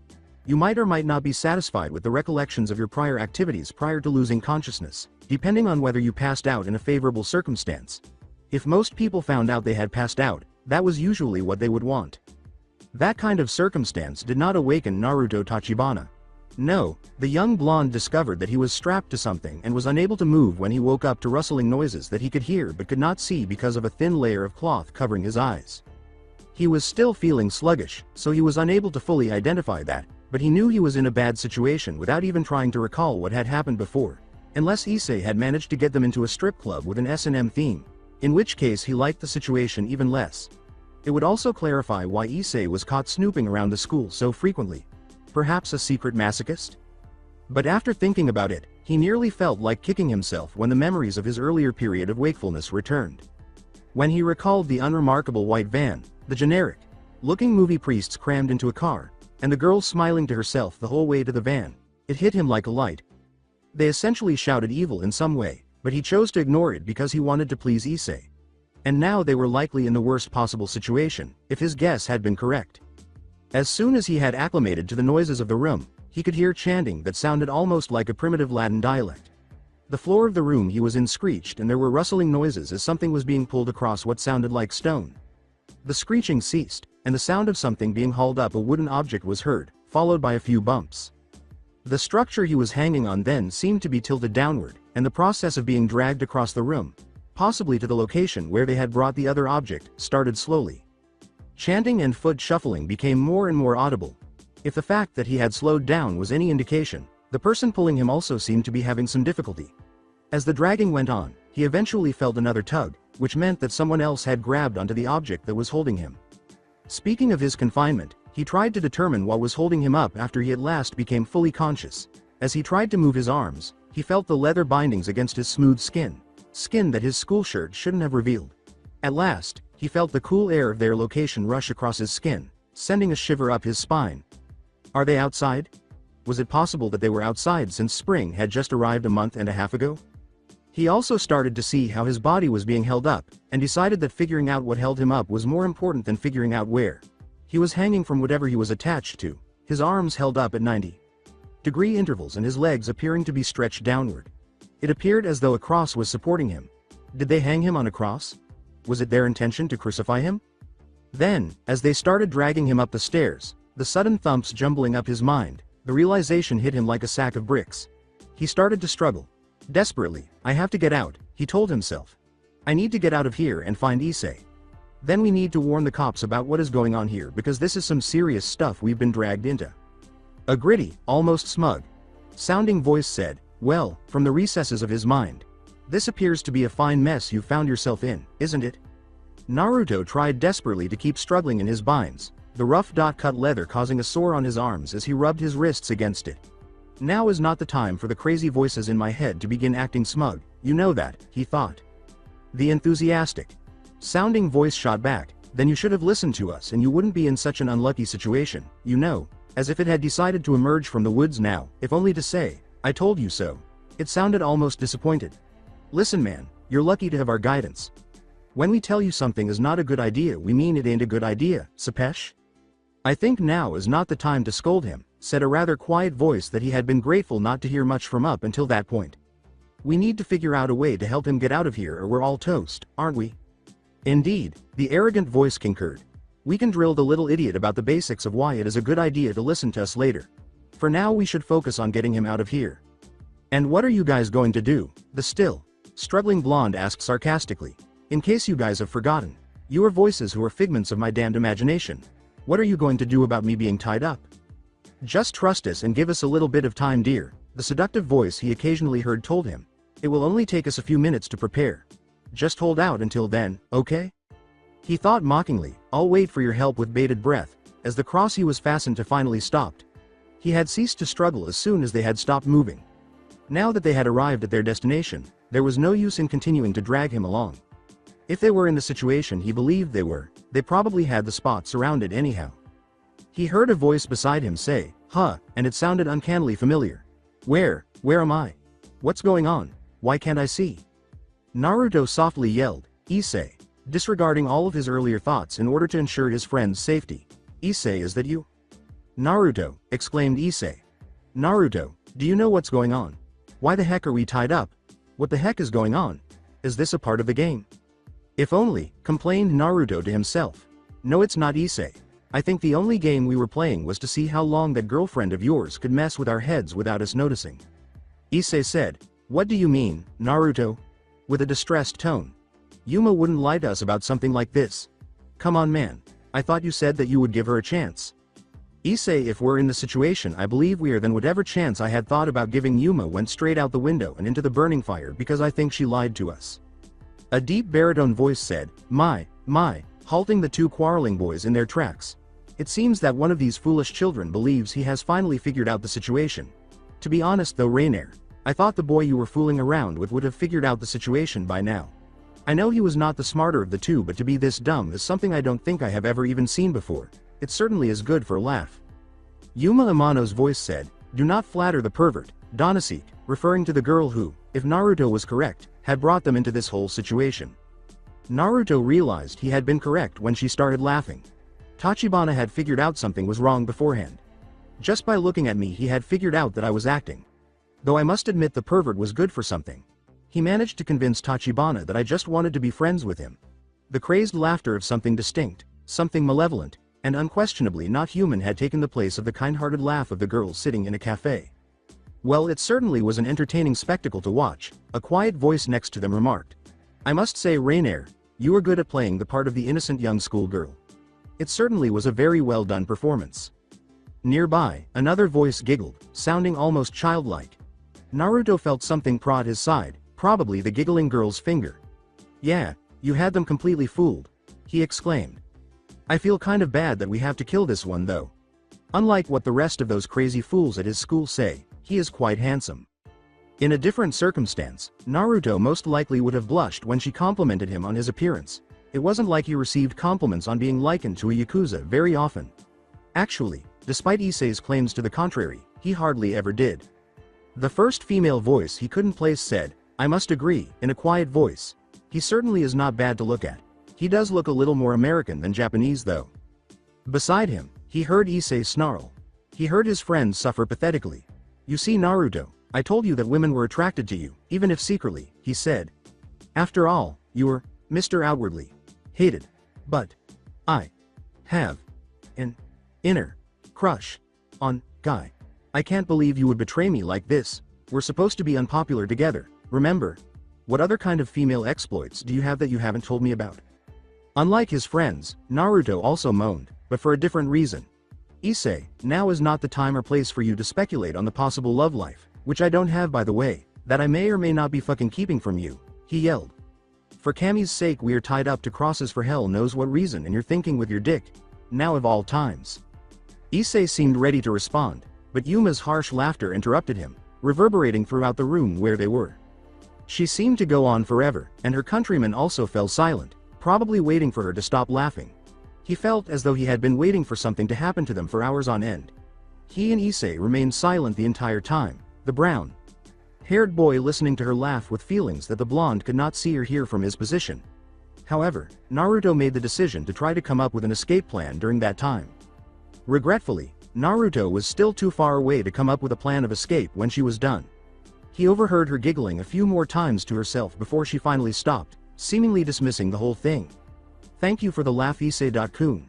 Naruto-san, she said in a lighthearted tone. I have not heard such pre-death banter in a long time and even if I had, yours will still take the cake. Thank you for entertaining me so. Unfortunately, she added, her tone becoming less amused as she went along, I get tired of playing around with you. I have a strict schedule to follow and a report to submit to my boss soon, so I'm afraid we must get right to the point. She startled Naruto by snapping her finger. Calawarner, Middled, please remove their blindfolds. I want them to see just the kind of situation that they're in. The childlike voice yelled, Okie dokie Rainier, and because she was so close to him, her words echoed in his ears. He would have tried to move around instead, grabbing his head in agony if he could have. A childish sigh came from the female beside him. As she breathed in his ear, he paused for a moment and said, Come on there big guy, relax will you? He felt something wet slide against his ear as she moaned in lust, actually, keep squirming. It makes me so much more excited when you squirm. Middled, stop messing around, Yuma yelled. It doesn't take that long to undo a blindfold. As it is Calawarner is already done with Issei and I as amusing as it was the first time I would rather not have him begin shouting again about how unfair life is and whatnot. If he does then he won't stop until we finally kill him. The person known as Middle grumbled, alright, as she eventually began removing his blindfold. Can I at least play with his corpse later? I heard that human rigor mortis lasts for quite a while and in some of that weird human porn they say that a dead human with a boner can last quite a while. Naruto gave himself a shudder. He was familiar with rigor mortis. The body's muscles becoming rigid after death. He wasn't sure if what she said about the penis was real, but if it was, it gave him the unsettling vision of this girl raping his corpse. Something he thought was so repulsive that she would even suggest it. What kind of people were they interacting with that would make her think in such a deranged way? Yuma said, I'll think about it, which only made Naruto wonder if they were correct. The thin piece of cloth finally came off, revealing the room's darkness to him. He looked around the room and realized that, if the absence of windows in the space was any indication, they were in some sort of basement. There were also many old candles lit, the entire white stick dripping with wax. A staircase was also visible due to a small light in the rear of the space. He thought to himself, that's going to be our way out of this, and glanced over his shoulder to see that Issei was standing on the same brown platform as him, rather near to him. He couldn't resist asking the obvious question as he looked at his friend. Are you okay, Issei? Issei tilted his head sideways to gaze at him, a look of emotion in his eyes that he was unable to fully identify. Not to use the sarcasm that's usually reserved for you, but do I look okay to you, he said. I mean, was it the whole being tied up thing that made you ask, or the look in my eye caused to me I don't feel fine at all? Despite the circumstances, Naruto steadied himself and tried not to yell at him. Calm down, Naruto said softly to appease him. Just give me some time to think of something. Oh Naruto-san, do you honestly think you can get out of here? Yuma Amano was standing there with her arms folded beneath her breasts and a sly smile that bordered on sadistic when the two boys turned to face her. Nor was she alone. A small group of men dressed as priests appeared to be gathered behind her, their faces obscured by sunglasses and an expressionless face. They were all under her direct command and appeared to be emotionless soldiers of some sort, ready to leap if she gave the order. However, they weren't the most peculiar individuals in her immediate vicinity. No, that title was given to the three individuals standing on either side of her who had big black wings that resembled birds. The first one was a middle-aged man with smooth black hair and delightfully sparkling blue eyes. He was also the only male of the group leaders that Naruto could identify as being Danaseek. He would stand out from the crowd in his pale violet trench coat with a white ascot, almost giving the impression that he was a gentleman. If it weren't for the haughty expression on his black fedora-topped head, he could have pulled it off. With her gorgeous brown eyes and wavy blue hair, the second female member of the group was the most attractive of the group. If you were Issei, you would likely swoon over her mature appearance, especially when she was wearing a trench coat top that exposed a lot of cleavage and a stylish short skirt. The final female, who appeared to be the shortest of the group, came next. Her light blonde hair, blue eyes, and lovely, almost mature face, which didn't belong on the body of the Lolita type but somehow managed to work, were revealed by the light from the nearby candle. However, the seemingly gothic Lolita attire that can be found in a variety of anime works marked the end of the mature look. The leader appeared to be a teenage girl still in high school, which added to the group's overall strange appearance. Even though the wings appeared real, he didn't even consider the possibility that they were clip-ons or something. Naruto let out a loud sigh. When Naruto said, "Well, Issei, congratulations," everyone in the room turned to stare at him. "You somehow managed to find a girl that was a secret sadist and get us both involved in a deranged cult that appears to want bloody virgin sacrifices. I admit I was not expecting them to be doing male sacrifices, meaningless, but you just had to get involved with the craziest of the crazy cults, didn't you?" "Wait, hold on," said the group's shortest member, Middled, who he recognized by her voice. "You mean to tell us that you think we're some kind of stupid human cult?" Naruto stared directly into his fellow blonde's eyes. "You're telling me that despite the fact you got a legion of weird-looking priests behind you and that 3 of you are wearing giant black bird wings that you still think you're not a cult? Okay then, well, what about the bloody obvious ancient Latin chanting, the dark location with the weird-looking candles, the sacrificial altar, and 2 virgins tied to crosses on said altar? Are you trying to tell me that the stereotypical cult isn't like that at all? Please, give me a fucking break." Any teen who's seen one of those half-baked detective dramas on television could identify that this was a cult because they all do at least one bloody episode with one. It's like a genre requirement. Donaseek moved to stand beside Yuma and simply glanced up at him, while Yuma appeared amused. He said casually, "You know, now that I think about it, he does have a point," which caused Middle to yell indignantly. "I mean, is this all necessary to perform the ritual?" he asked, gesturing with his hands. The woman with the blue hair rubbed her forehead and sighed. She said bluntly, "Why is this even bothering you so much? You have never complained before." Donaseek gestured in Naruto's direction. "Well, when you think about it, the human does make a fair point. The setup does seem like something out of one of those human crime shows. I just want to know if we need to do this or if some idiot managed to tip the humans off about how we do things." Yuma simply turned and gave him a frustrated glance. "I can't believe you even just said that and I'm thus going to ignore it." She turned back to look at her too before looking at Naruto directly. "And as for you, as funny as your deduction is, Sherlock, it's wrong. We are not a cult nor are we killing you because you're virgins." Then, surprisingly, Issei added her voice. He poked dryly, "But you're still going to kill us, aren't you?" Even though Issei was probably experiencing physiological trauma at the moment, Naruto was actually shocked that he was able to fire that one. Yuma cheerfully nodded her head.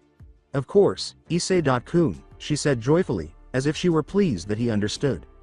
If Naruto could have, he would have palmed his face. Of course she could say that so cheerfully, he complained. Why am I not surprised? However, this was a positive step. This was a situation he could work with.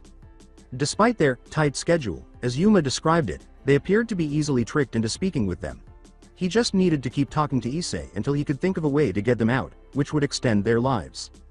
"You two seem quite chatty despite the fact that you know you're going to be dying soon," Middle said, casting a suspicious glance at the two. "Why is that exactly, "Oh, well, I just want to get to know my killers in depth before they off me, you know," Naruto remarked sarcastically. Naruto then gave Issei, who was watching him intently, a small wink of his left eye. "I mean really, if you guys were in your waning minutes of life, wouldn't you want someone to talk to too?" After making sure they hadn't seen him signaling Issei, he turned fully back to them and went on. "Besides, Yuma, I have a query that I would like to ask you if you would be willing to answer." "Oh," she said, appearing interested in what he had in mind. "Please do. I guess I can give you that much before you die." "Thank you," he said, trying to maintain stability while his throat became a little dry. "Why exactly are you doing this? What did Issei and I do or exhibit to make ourselves your targets to the lengths where you had to trick Issei like you did?" As if she were a cat looking at a canary, Yuma grinned at him. "Oh, is that all?" she humorously questioned. "Humph, and here I was hoping your last question would be something I hadn't heard before.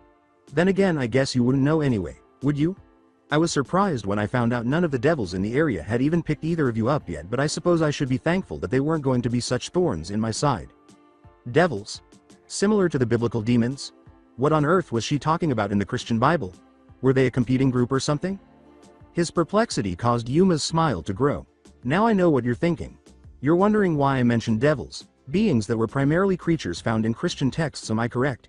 Well, to be honest, it's like I said to you before, Naruto-san. All creatures and beings that humans consider to be mythological are actually real. That means that devils are real as well, including the 2 groups of Pillar House devils stationed here as well. But he didn't seem to understand her. What you were talking about before was in the context that it was a game, he responded. When we talked you had said that in the game all gods and creatures from mythology are real. What you were talking about was a bloody game, and, in case you haven't noticed, you bloody psycho, most games do not tie people up, nor do they talk about fucking sacrificing them either. And who says it isn't a game, she said nonchalantly. In ways we are warriors and we're collecting items of great power to help us move against the devils and the angels as well as other groups. There are still great battles, enemies to conquer, troops to move. Who's to say that I lied when I said it was a game? In fact, in many ways plenty of different parties treat it like it is. When devils reincarnate humans, they use the human game chess as an equivalent to discuss the worth of the individual being who is to be incarnated. Heck, I heard that heaven was currently trying out a way to reincarnate people using playing cards, though apparently they have not had any success. So in many ways this is a game. Naruto scoffed lightly, but he should have felt differently based on the sensation in the pit of his stomach. She expected him to think that devils, angels, and gods were real, and that's why he was bound up. Who do you think that you're fooling? He said, expressing his incredulity at the circumstances. You're telling me that devils and other beings like them are real and currently in town? What do you take Issei and I for, crazy? What's next?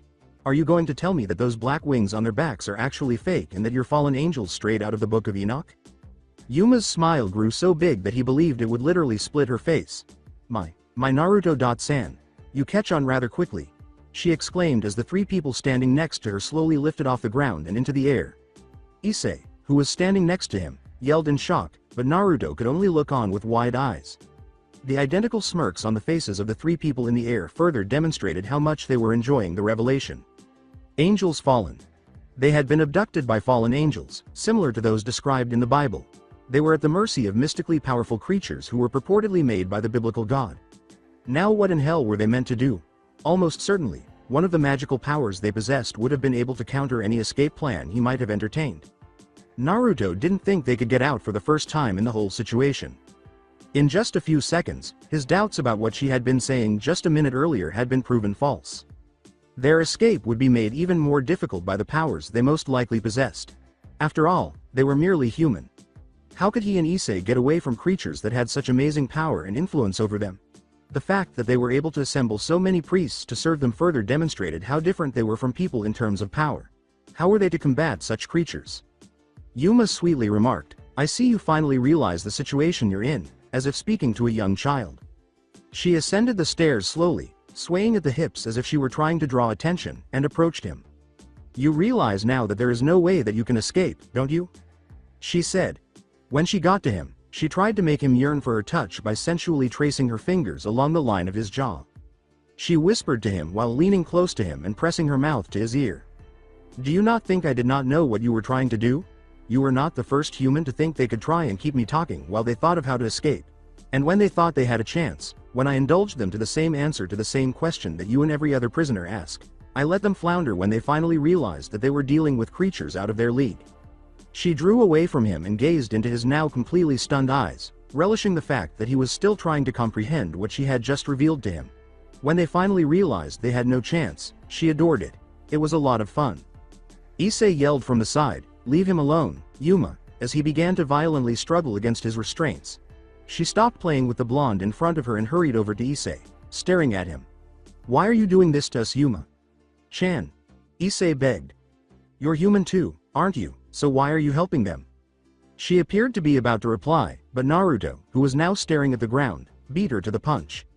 Angrily, "Issei, don't you get it?" he said. "She's not human. She's a fallen angel like they are. She just took that form to bait you and me. She dated you to get close to you and get you to trust her. After that she had you invite me to the cafe with both of you where she could lay the trap for us, knowing that I was too paranoid to trust her but that I would trust you." He at last released the rage. "She played you and I like fiddles, Issei. She knew what both you and I were looking for so she could kill 2 birds with 1 stone.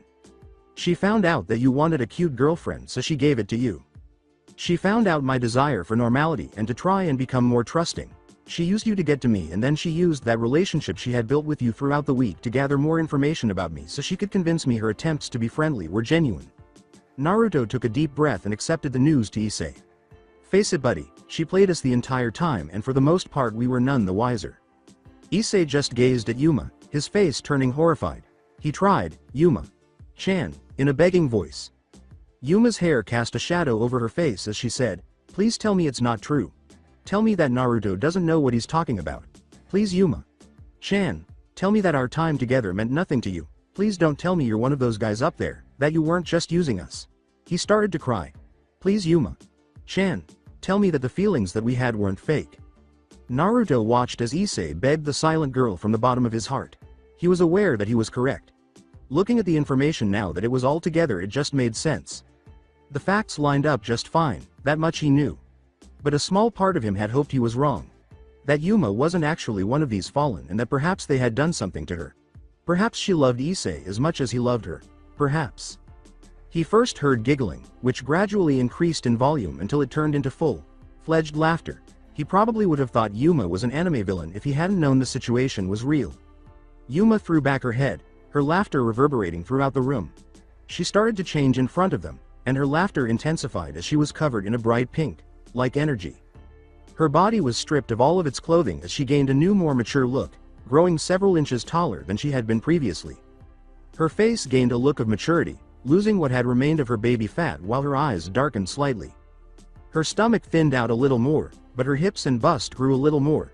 A bit of a black sludge-like substance appeared in the air and covered her in boots with stiletto heels, forearm-length gloves, a thong, 2 shoulder guards with spikes on top, and a strap that surrounded her breasts around the nipples and around the upper portions of her stomach. At last, a pair of opulent black wings emerged from her back, completing the look and amply validating his worst suspicions. As she slowly lowered herself toward the prone form of Issei, who was staring at her with astonishment and wonder and, despite his best efforts, could not prevent a small amount of lust from showing on his face, Yuma's now new form concluded her laugh, which had now grown mature after his voice appeared to drop an octave. Yuma cupped his cheek in her gloved hands as she bobbed before him. Yuma-chan, Issei frantically tried. She gave him a smile that had a sensual undertone. She started by saying, sorry Issei-kun, in a derisive manner. But your friend over there was right. I never have, and never will, love you. As the words came out of her mouth, Naruto could practically see his poor friend's heart break. He clenched his hands as tightly as he could under the circumstances, growling to himself almost loudly. Seeing his rage, Yuma gave him a sarcastic smile. She mockingly said, what's the matter, Naruto? Even removing the san suffix that she had been adding to his name. She waved her hand and said, are you upset that I hurt the poor pervert's feelings? Do you want to come over here and punch the crap out of me? Before he knew it, 4 tiny light spears struck the bindings precisely and sliced through them like paper. With his palm pointing toward the ground, Naruto caught himself before he fell all the way to the ground and landed on his hands and knees. She gave him a sly smile, and the blonde glanced up at the women. Come on, big boy, she teased as she floated beside Issei, who had hollow eyes and was staring at the ground. Her eyes took on a savage gleam. You want to hurt me for breaking his heart? Then come and punch me. I dare you. No, she said. I insist. Naruto showed no concern for the repercussions of his actions for the first time in his memory. He had no desire to consider the potential consequences of his actions. Now that he was free, he didn't stop to consider a potential escape strategy. All he could think about was one thing that filled his body, mind, soul, and heart with anger. No one was going to stop him from hurting her because she had caused his friend pain. Naruto, the arrogant voice inside his head yelled. What are you doing, boy? As much as I don't want to say this, now is not the time for action. It is the time to think smart. The blonde clenched his hands, nearly spitting blood, and with all due respect, Mr. Voice inside my head, this is not something I can forgive. I'm not going to let this bitch get away with what she is doing to us, with what she did to Issei. For the first time in my life, I'm tired of being afraid. I'm tired of overthinking every single goddamn thing. I'm going to punch this bitch in the face. Pumping his legs as quickly as he could, the blonde charged forward. For Naruto, it seemed like forever, but for everyone else, it might have seemed like a few seconds in time. His mind was racing with 1,000 ideas. None of them were reflections on the situation's lack of hope. None of them reflected the recklessness of what he was about to do. None of them discussed how stupid his behavior was. The only thing that was on his mind at the time was to shield his friend from the physical and psychological harm that was on the horizon. That was his motivation at the moment, and it stemmed from a recollection of an unspecified period of time when he was with an unidentified person in a location that was taller than some buildings. Groggy and still exhausted from his earlier activities, he was roused from his slumber. He couldn't remember what he was doing or whether it mattered at all. But he was somewhat pleased that she had that gentle, feminine voice that roused him from his sleep. When he opened his eyes, he saw a gorgeous girl's brown eyes staring down at him worriedly. The silky black hair framed her face, highlighting its smoothness. A firm frown of concern held her lips. He had believed that he had encountered an ethereal beauty at this precise moment. It seemed to him that he could not have been more delighted. Ignoring the hand holding the kunai, he slowly sat up and used his free hand to rub his eyes. Why was he holding a kunai? In addition, why was he dressed in a bright orange jumpsuit? He had never received one of those from his mother. Where in hell had he gotten one? He had tried to persuade her to buy him the one he had seen in the store, but she had said she would never let her boy wear such a hideous outfit. He heard himself ask, "Who are you?" in a tone that was a little lighter than his own. He gazed at the girl, who was sitting close to him with a basket by her side and wearing a pink, sleeveless kimono that looked frilly. This was a girl he had never seen before. He didn't even recall being in this forest. For crying out loud. What on earth was happening? Heck, instead of responding, she asked if he would be willing to help her get some necessary herbs. For some reason, he felt his body jump against its will, and his voice promised to help. What was happening? He was never this joyful at the age he was in this memory, which seems to be 12. He never helped a stranger gather herbs while humming some sort of melody. He was always too afraid to take any action of that kind. He had always been so anxious by the voices that spoke to him constantly that only Issei and his parents could soothe him. He would never have been able to sit here and do this, but here he was, in an unidentified forest, with a stranger he had never met, and with a host of other strange things that were not typical of him. He heard himself yell, "Hey," as he picked up another herb. "Hey, have I picked enough of those herbs you wanted?"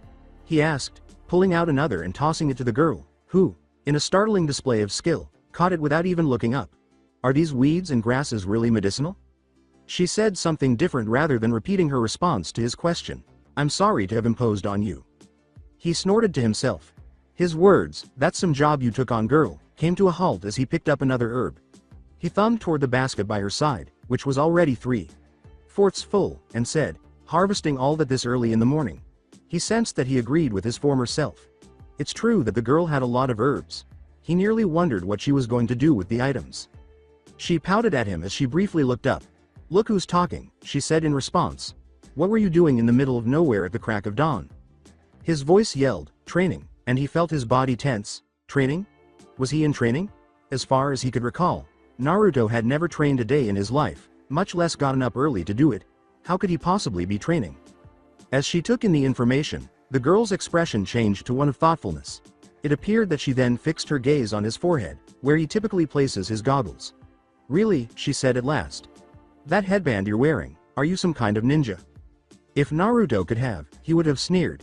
Ninja? He could not have been a ninja. Naruto was never a ninja. Despite the fact that ninjas most likely shared his paranoia, it was absolutely impossible. His younger self appeared to disagree with the sentiment and became ecstatic all of a sudden. "Why? Do you really think I look like one? Really? Because I am?" At this moment, Naruto concluded that his younger self was a fool and that this was all some sort of dream. A ninja? Really? Among all the various possibilities, did his mind have to fabricate a memory in which he was a ninja? Really? Why in the world did he wear so much orange if he was a bloody ninja? Ninjas are supposed to be extremely secretive men who wear all black and aren't as loud as he was. However, the young woman looked at him almost in awe rather than disputing the assertion as most intelligent people would in this circumstance. "Wow," she exclaimed in a tone of amazement. "That's incredible." His younger self burst out laughing. For him, it was inconceivable that the woman in front of him believed that his younger self was a ninja. She believed it even though the abundance of orange should have told her otherwise. She appeared far more intelligent than that. The girl asked him another question as she turned back to her work. Despite his strong conviction that this was a dream, Naruto found himself curious about the motivations of his younger self and asked, "What are you training for?" For what purpose was he training? He expected ninjas to train, of course, but why was his younger self training in particular? He felt a grin tug up on his young body's lips. "To build up my strength." That wasn't quite the justification he was hoping for, though. Yes, it would be cool to be strong, but was that all? The girl seemed to humor him. But you look so strong and manly already. Nope. Wrong. He seemed to be a bit of a shouter when he was younger. I need to be a lot stronger than this. Despite her apparent reluctance, the girl made herself ask, but why? The question was reasonable. His younger self only seemed to want to gain strength for the sake of gaining strength. His thought process almost seemed to be devoid of logic. When he felt the voice that was not his own again emerge from the body's mouth, his younger self simply smiled and raised his little fist to his face. To become top dog in my hometown. What's that? God, oh God. He sincerely hoped that his younger self wasn't discussing joining the Yakuza or anything similar, as that would only serve to validate the claims made by those students. All the people who used to treat me like dirt will have to say, he's the #1 ninja, and right at the moment, I kind of have to prove a point, to a certain person I know. People treating him like dirt, huh? Naruto supposed he could relate to his young self's feelings somewhat with how the kids at school. They treated him rather nastily for his delinquent-looking appearance. On the other hand, when someone was out of place, the Japanese never liked it. Like everyone else in the school.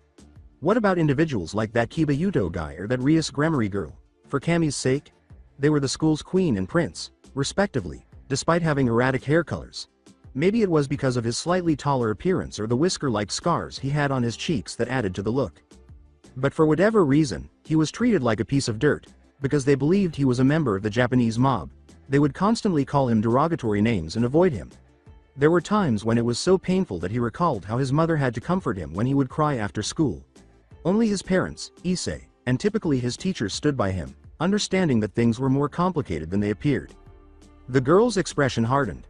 Are you doing this for the sake of that person, she asked, or for your own satisfaction? What, he said, feeling his facial muscles tensing up in bewilderment. The girl sounded adorable as she simply giggled at his perplexity. However, his younger self was not amused and yelled, "What's so funny?" in outrage. She whispered to him, "Do you have anyone special in your life?" Naruto admitted that he did have special people in his life, even though his younger self appeared to be considering it. For starters, his parents, who were always very supportive of him. Issei and Irina were the other two. He had to leave when the three of them were 9 years old, so the former was slightly more than the latter.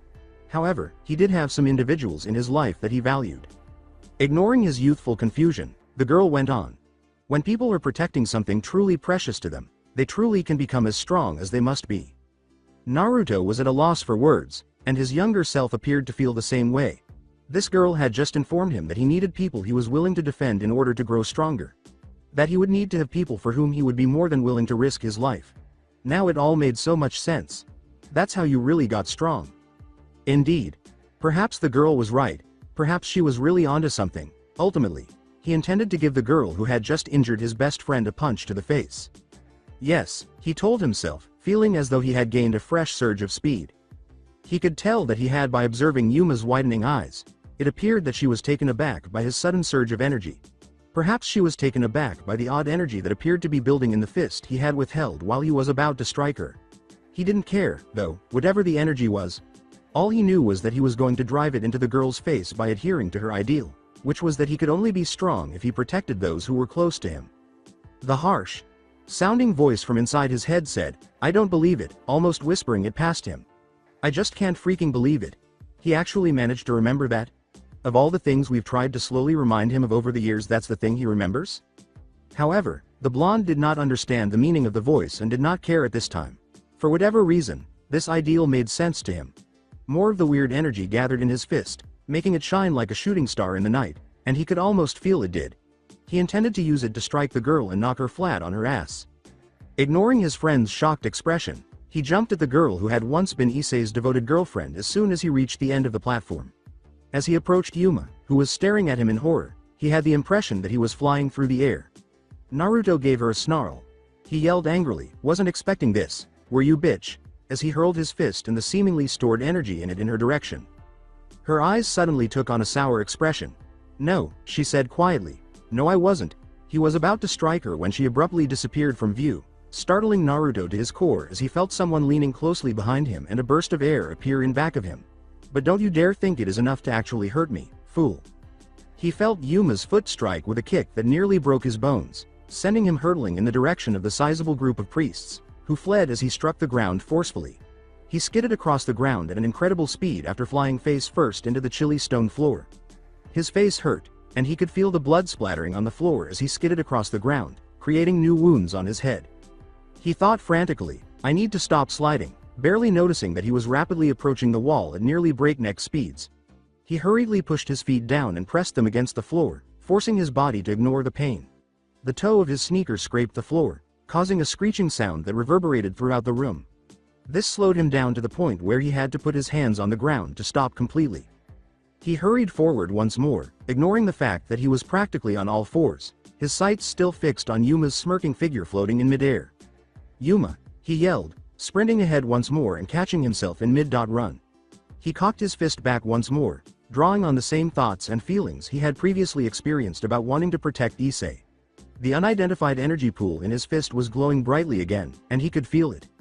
Regretfully, he was unaware that the priests who had previously moved aside had now gathered on either side of him and were unwilling to allow him to attack once more. As one priest rushed in with a glowing sword in hand, flung forward in a stabbing motion, two priests suddenly grabbed both of his arms and held on tightly. The priest's sword pierced the air between the two other men of the cloth holding his arms, but the blonde was able to dodge, albeit just barely, knowing that if he was hit, it would be over. The sword priest's head exploded in a bright shower of gore as the pent-up energy released in a single burst, and Naruto used the little momentum he had gained from his run to free the arm with the energy-charged fist and give him an uppercut to the chin. With his heart still racing, the boy who had never engaged in combat in his life delivered a sweep kick that knocked the priests who had been holding his arms off their feet. All at once, a second group of priests stepped forward with their own swords and swung at him. The blonde jumped almost instinctively, pumping the mystic-like energy to his legs.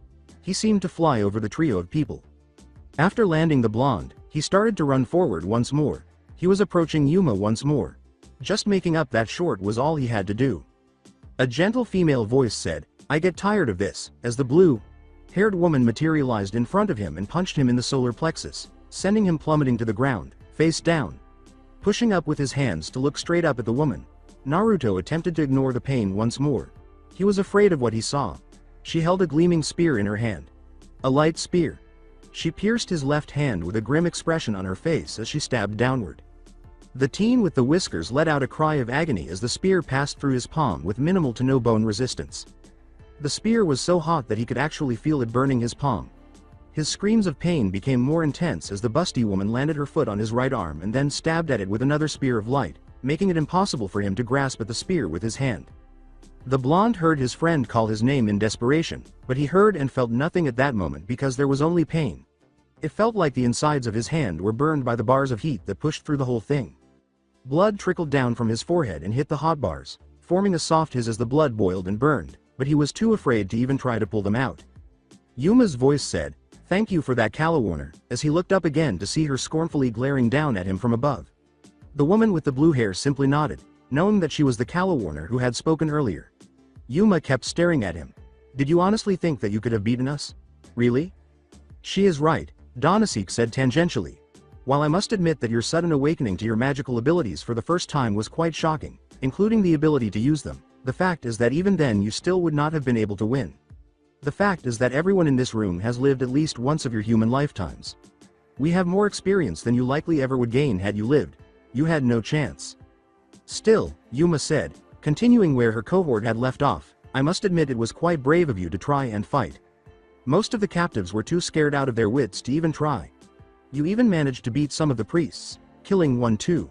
That says a lot about your talent, and I think Azazel Sama would have loved to get his hands on you if I didn't have to kill you. She sighed briefly and moved her hand. How unfortunate. Once more, Yuma landed slowly in front of Issei, this time standing directly beside the cross that held the friend who was calling his name. He whimpered her name as she gently cupped his chin. His plea was, Yuma, please stop this, once more. At least let Naruto go. He had nothing to do with this. He grunted in agony as Yuma glared at him and punched him in the stomach, startling Naruto. Oh, please just stop shouting that name. Yuma. Yuma. Yuma. Heck, my name isn't even Yuma, she exclaimed before kicking him in the stomach. She kicked him even harder, saying, It's Rainair. Can you say it with me now? Ray. She kicked again. Nair. Issei's head dropped as she finished, and he coughed up blood, which spread red liquid all over the floor. Naruto didn't give a damn about his current level of pain. He had to leave. As he struggled in them, the light spears continued to scorch his skin. He cried, "Hang on Issei," his voice breaking from the agony of his own experience. "I'm going to get you out of there, just hang on." She gave him a mocking smile and said, "Yuma." No, Rainier, as she had insisted was her name. She glanced at Issei before turning back to Naruto with a slight sneer. "That's right Naruto, keep struggling. It's so much fun to watch." She then thrust her hand towards Issei's heart, pausing an inch or so away from it as a green light appeared between his chest and her hand. "Actually Naruto, remember how I never gave you a full answer to why we kidnapped you too? Well, why don't I use Issei to show you?" she asked. As Issei's head exploded and he screamed in pain, a runic looking circle beneath the platform started to light up. Naruto yelled angrily, "Stop it," as he felt his body heat up and seemed to start releasing the mystic energy he had been able to access throughout his body. "Naruto, this is it," the voice that sounded cruel yelled. "We've almost managed to unlock all of your magical ability.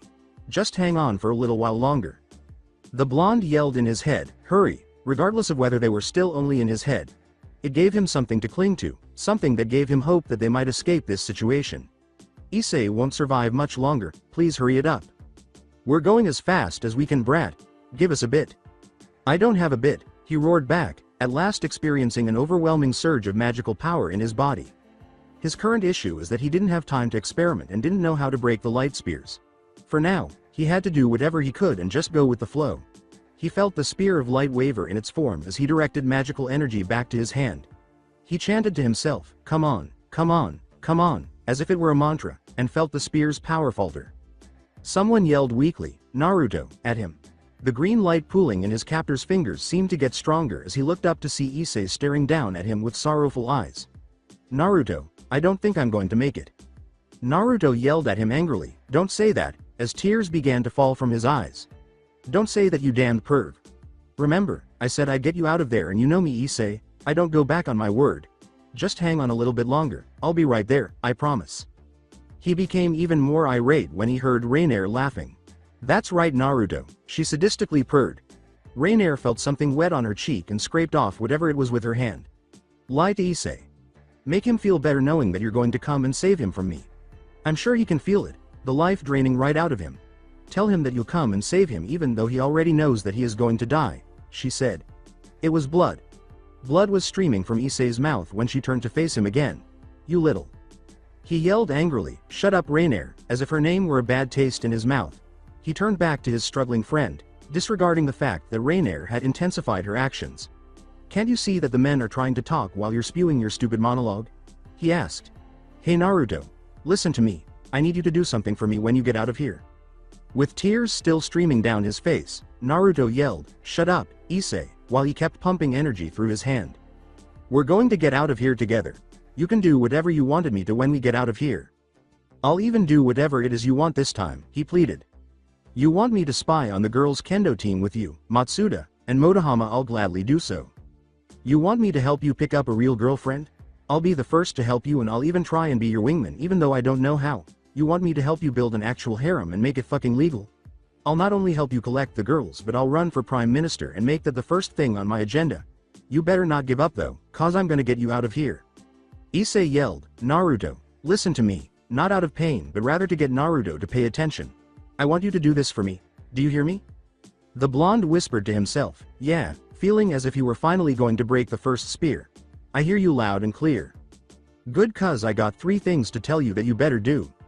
The first one is to stop using your goddamned head so much. If there was one thing that always annoyed me about you it was that you thought with your head instead of with your heart and your guts. Stop over-relying on that damned noggin of yours all the time. It's made you so paranoid and it's partially why people don't want to be around you. Don't listen to what those damned voices in your head say unless it's something helpful or about how a girl has a nice pair of breasts, you got me?" Naruto gave a small nod of his head. "Yeah, I got you," he exclaimed as he eventually broke the light spear holding his left hand down after a little more tinkering. Naruto pulled his hand off the ground and used it to grasp the shaft of the other light spear, ignoring the tears of pain, saying, "I hear you loud and clear. I'll start thinking with my heart and my guts a little more as soon as I get us both out of here. You can count on that." "Second thing," Issei continued, disregarding what Naruto had just, "I want you to trust people more often. I admit, I might have been wrong this time about this person, but you really do need to trust people more. Go make more friends and don't sit there moping about the one you lost. You need to go out and get some new experiences. Stop living life in that comfortable box of yours and meet some new fucking people already.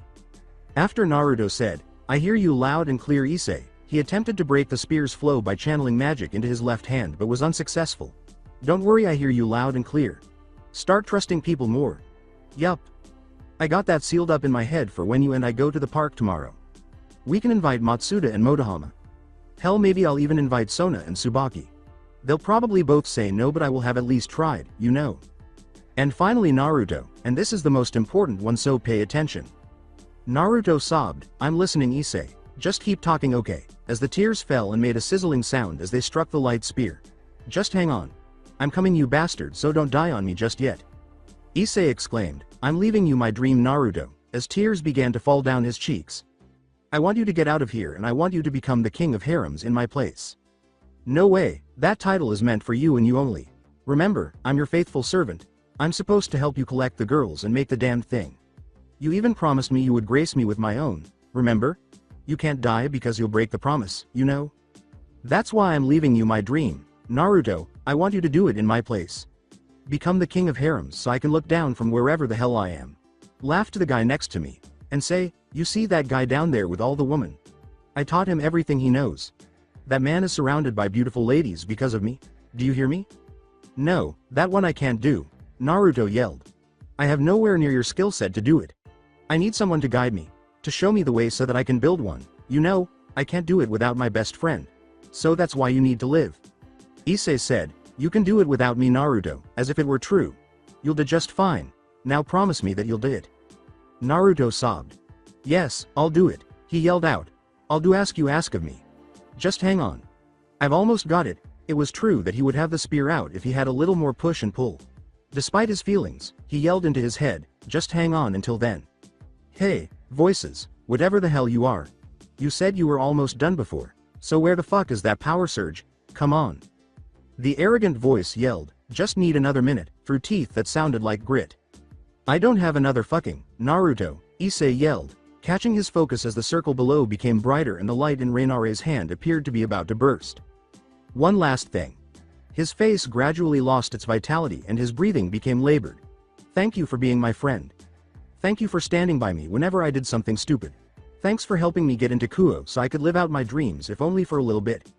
Thank you for always being by my side when I needed a helping hand, even in the times I didn't deserve it. Just thank you so much for everything.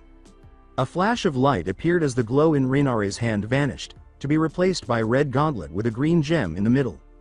The gauntlet had a scaled appearance, resembling the claw of a dragon.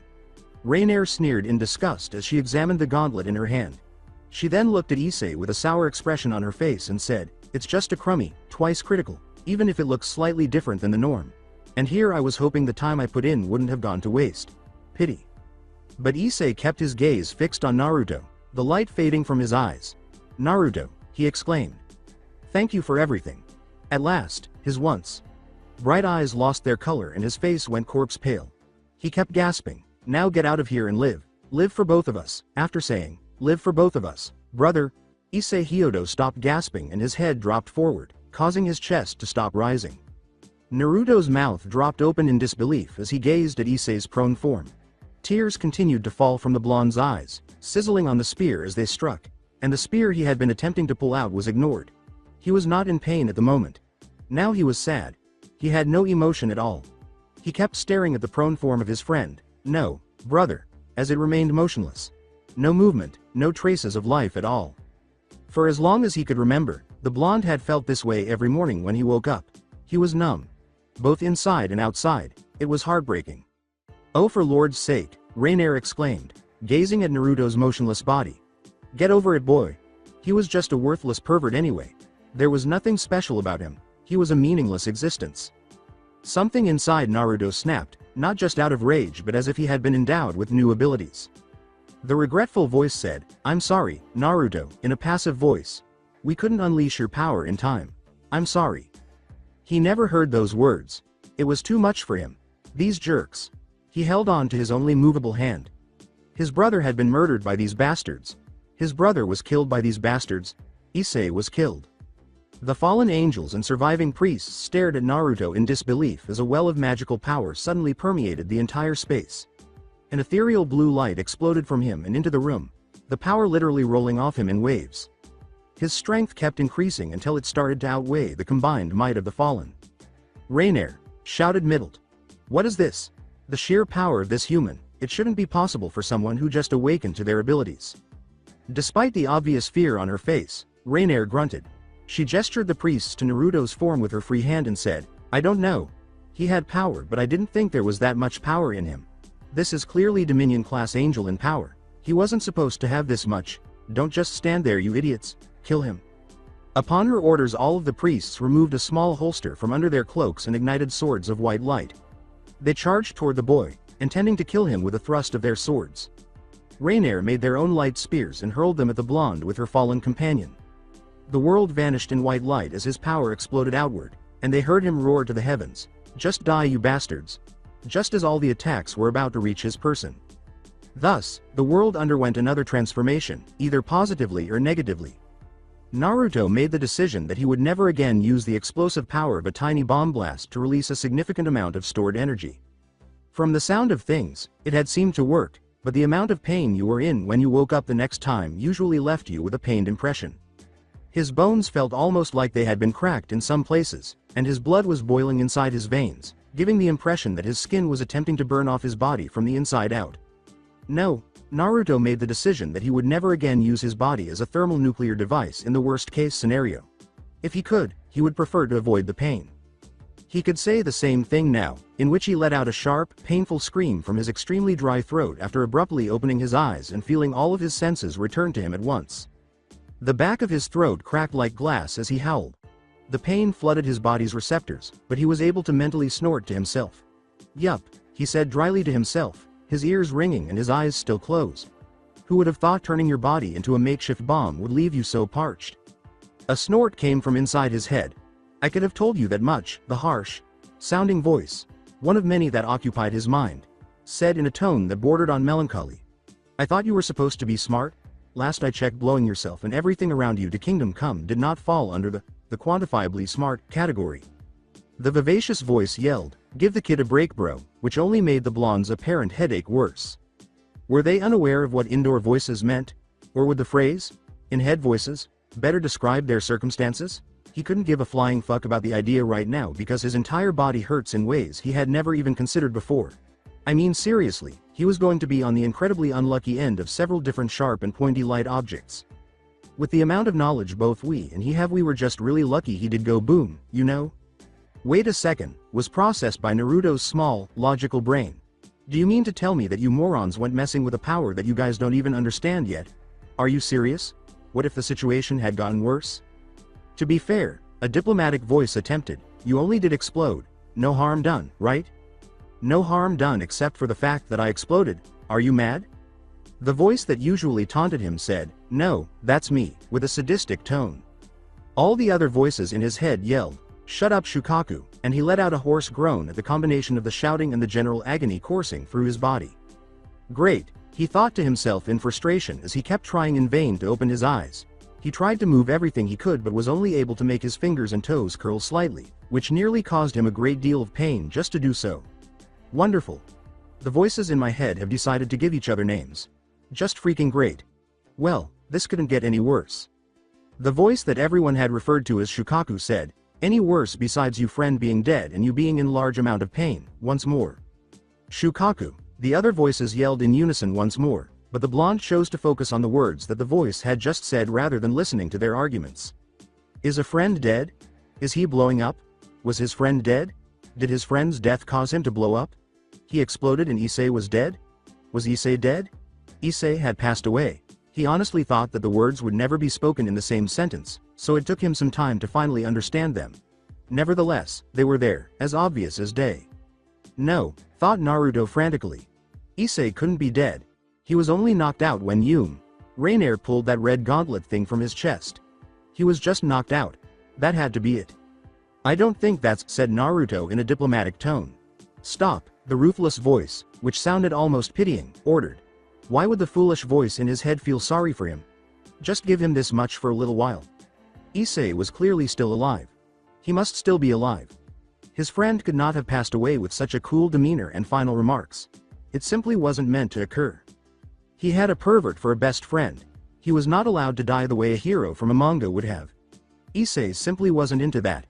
He was meant to be that unstoppable comedic relief character who always made you laugh with his outrageous antics before getting comically punched in the face and sent flying, only to reappear a few seconds later as if nothing had happened to him. Issei could not be dead, then. Issei was spared death.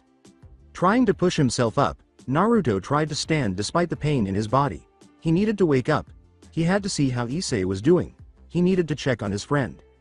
Naruto's senses were filled with a shuddering sensation as he forced himself to activate them. He could smell the thick scent of smoke entering his nostrils.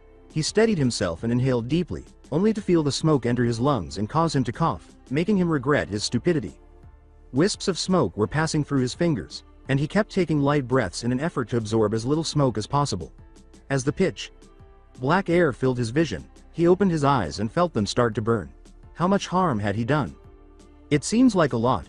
For starters, the room had changed from being a room to a massive, expertly constructed hole in the ground. The room's stone roof had been totally destroyed, leaving only the top of the burning building as the only item that remained. There was a huge hole in the flaming roof of that as well, and smoke rose from it, filling most of the sky. However, he could sense wind blowing through the hole, stoking the fires on the roof and in the chamber. Even though he had felt the wind rustle against his skin countless times before, there was something fresh about it. It felt different, almost alien, as if he had never experienced it in its fullest form before. The blood began to race with this new sensation. Despite the circumstances, it gave him a little thrill. He took advantage of that thrill, that fresh surge of vitality. He forced himself to sit up, ignoring the open wounds on his hand and rubbing them against the hard floor. Fortunately, his back seemed to be in good condition, as it was likely the only area of his body that was pain-free. He gave himself a once-over, feeling his aching arms and taking a close look at his right hand. It had what appeared to be a long, wide gash that had healed by crusting over. It appeared that his left hand was also unharmed. Then, as he battled his way through the leagues of priests that had stood in front of him and his target, he ran his free hand along his head, feeling for the gash that had once been there, dripping blood. He rubbed his head and saw that, almost miraculously, the gash had also vanished. Even though it was rather thin, there ought to have been some sort of line that had scabbed over. The voice in his head said, "That was us, kid," with pride. "We directed your power all over your body and managed to heal it quite extensively. Believe it or not, you were quite the mess before you woke up. Broken bones, gashes of different kinds and sizes all over your body, trauma to the head, and all sorts of other nice medical problems for you. Using some of your power we kind of managed to, how you say, fixed you up like magic." Naruto vocally said, "You're telling me you fixed me up with magic," sounding almost incredulous. Magic was merely a myth, something you told children in fairy tales. It was not meant to be genuine. If you remember, those fallen angel guys weren't supposed to be real either, yet here we are, the harsh sounding voice said mockingly. "Listen, I don't know nor do I care if you think this is real at the moment. In case you have not noticed, you are in the middle of, judging by the smoke, some shithole that is burning. Now I don't know about you, but for those who don't know how what it does, fire plus flesh equals you on fire and in immense amounts of pain. So with that in mind, can we please focus on getting out of here?" Naruto may have responded sarcastically to the voice, but he later realized that it was mostly accurate. Their circumstances did not speak well of them. The blonde slowly stood up, his legs wobbling as he pushed his arms up at his sides. Naruto cautiously moved forward into the dense smoke that covered the lower toward the ground, even in the open space, sliding his leg up against the ground a few times to make sure it wouldn't cause him any issues. It appeared that it would be difficult to see. Feeling his hand up to his head and the aviator goggles Issei had given him still in place, Naruto abruptly snapped his head up in realization. He silently complimented himself for always wearing his friend's gift for his 13th birthday as he swiftly pulled them down over his eyes and saw that fortunately no cracks had appeared. Naruto had desired a pair of his own since he was 7 years old. He fell in love with the idea of owning a pair of them right away after seeing them on a racing anime that was rerun at the time. He said that they looked really cool and that he would be super prepared for any bad guy that came my way if he had a set. Issei had thought he was crazy at the time, and Naruto had honestly never imagined receiving a pair, especially since it was the only present his mother would give him for any occasion, whether it was Christmas or his birthday. When his father tried, his mother nearly made him sleep on the couch until he gave in. He finally realized he would never receive a pair when he was 13 and asked his mother what he would like for a gift that year. He then told her something different. Naruto had not gotten his wish until Issei had visited later that day carrying a small bag. The goggles had dark blue lenses and were blue in color.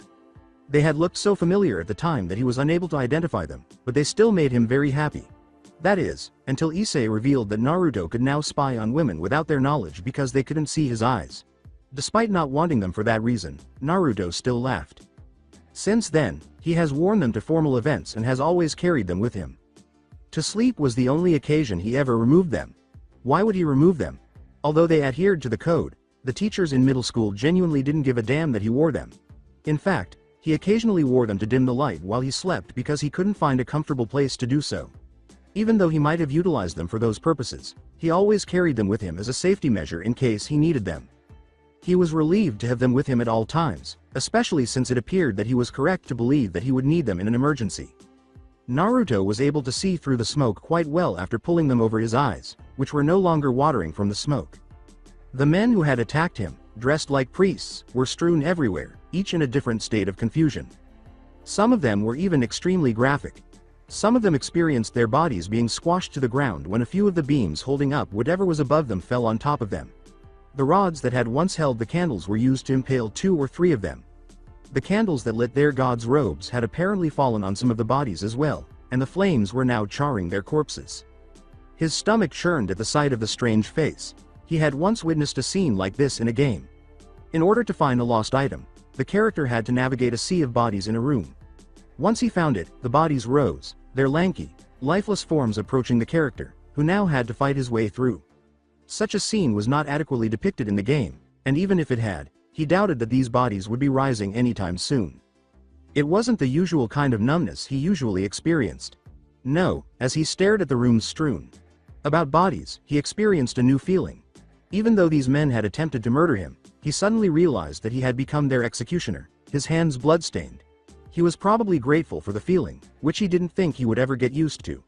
Even if they had no intention of seeing them again in this life, these men most likely had friends or loved ones of some sort.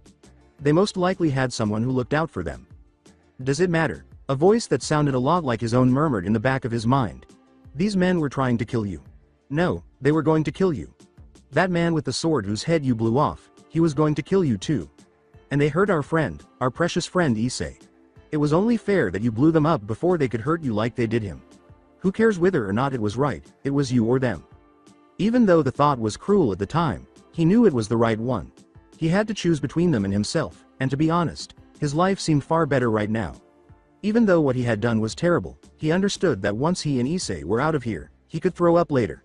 If nothing else, he wouldn't be in a place that smelled like freshly burned corpses, which was probably his least favorite smell ever. Not that it shouldn't have been in the first place. Naruto decided he had wasted enough time and searched the area he currently occupied for his friend. Beside the body of the person who had initially harmed them and the strange gauntlet she had removed from Issei's chest cavity, he discovered exactly what he was searching for. His companion lay with his face down on the ground, still fastened to the cross. With his eyes fixed on his friend's prone form, Naruto moved slowly toward Issei's position. That had nearly killed him a few times when the building's debris fell on top of them.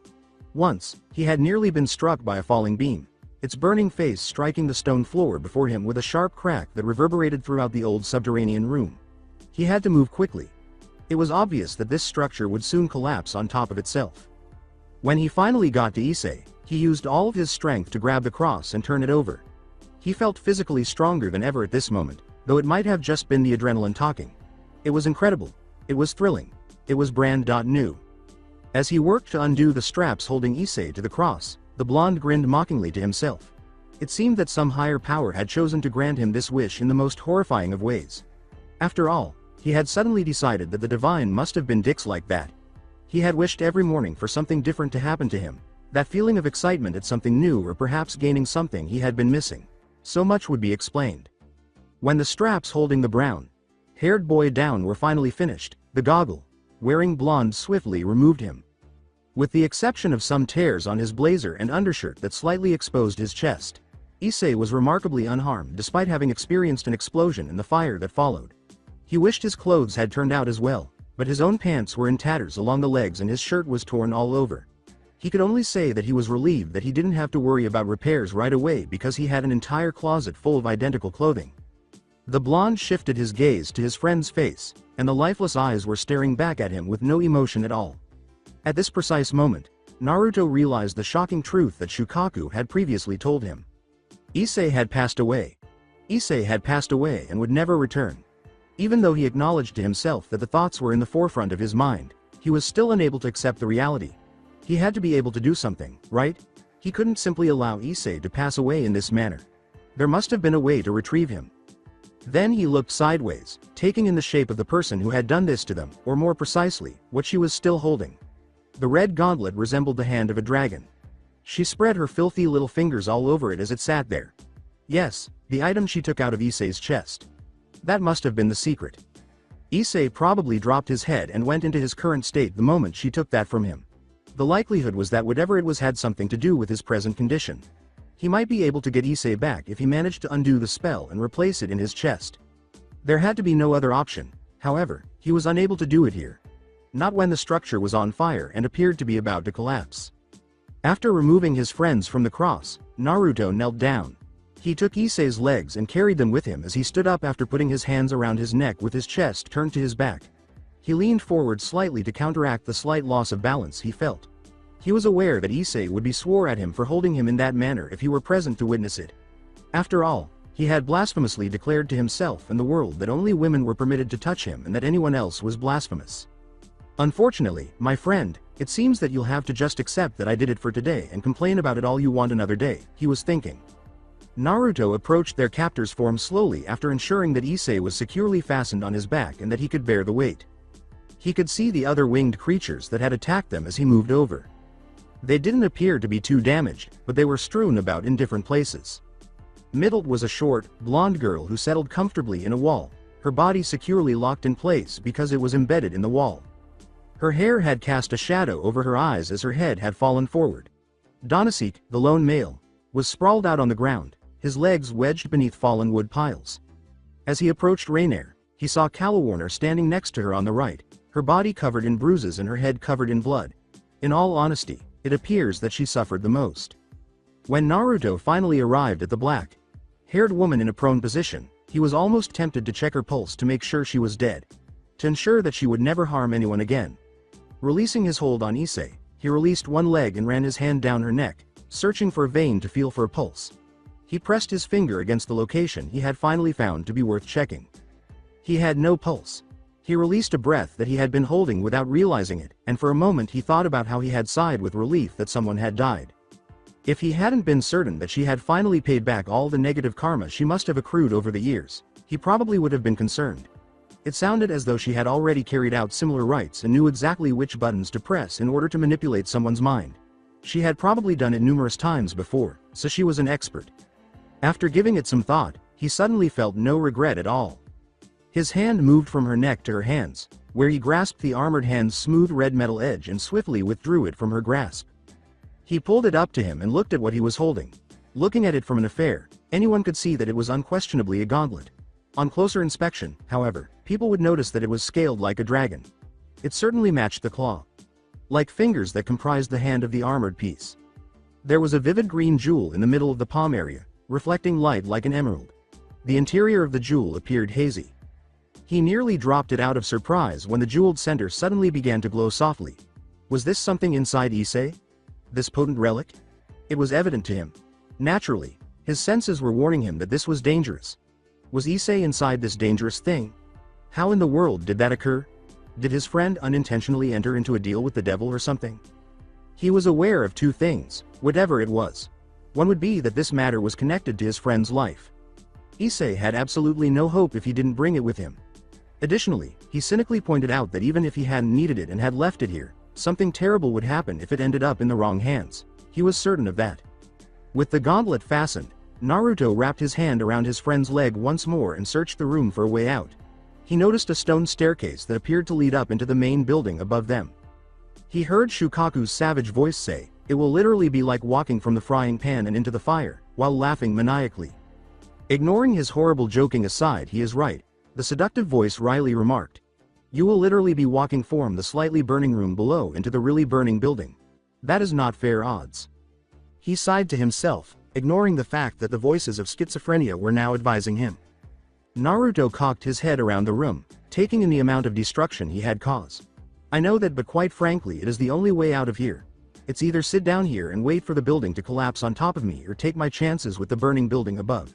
I think I will take my chances with the burning building, especially since I only ended up confirming Rainier was dead.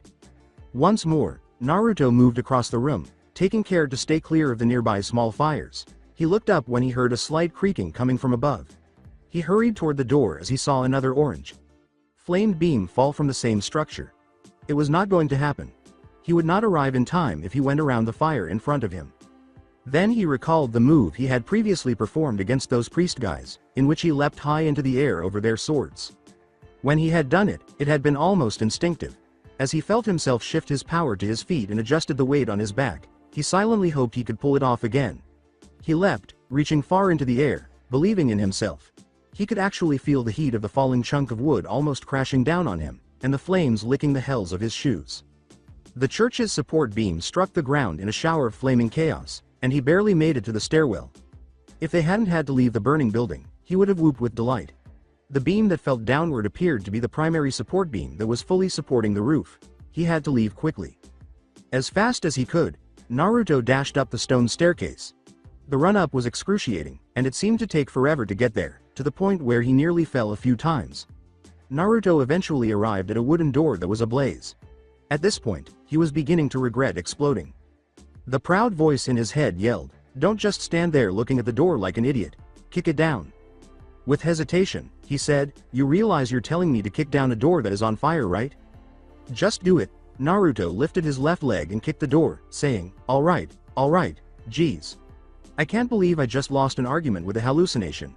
It remained stationary. This time, he was able to crack the burning door by kicking it once more. Naruto took a deep breath, counted back from 3, and kicked the door as hard as he could, nearly falling into the flaming room.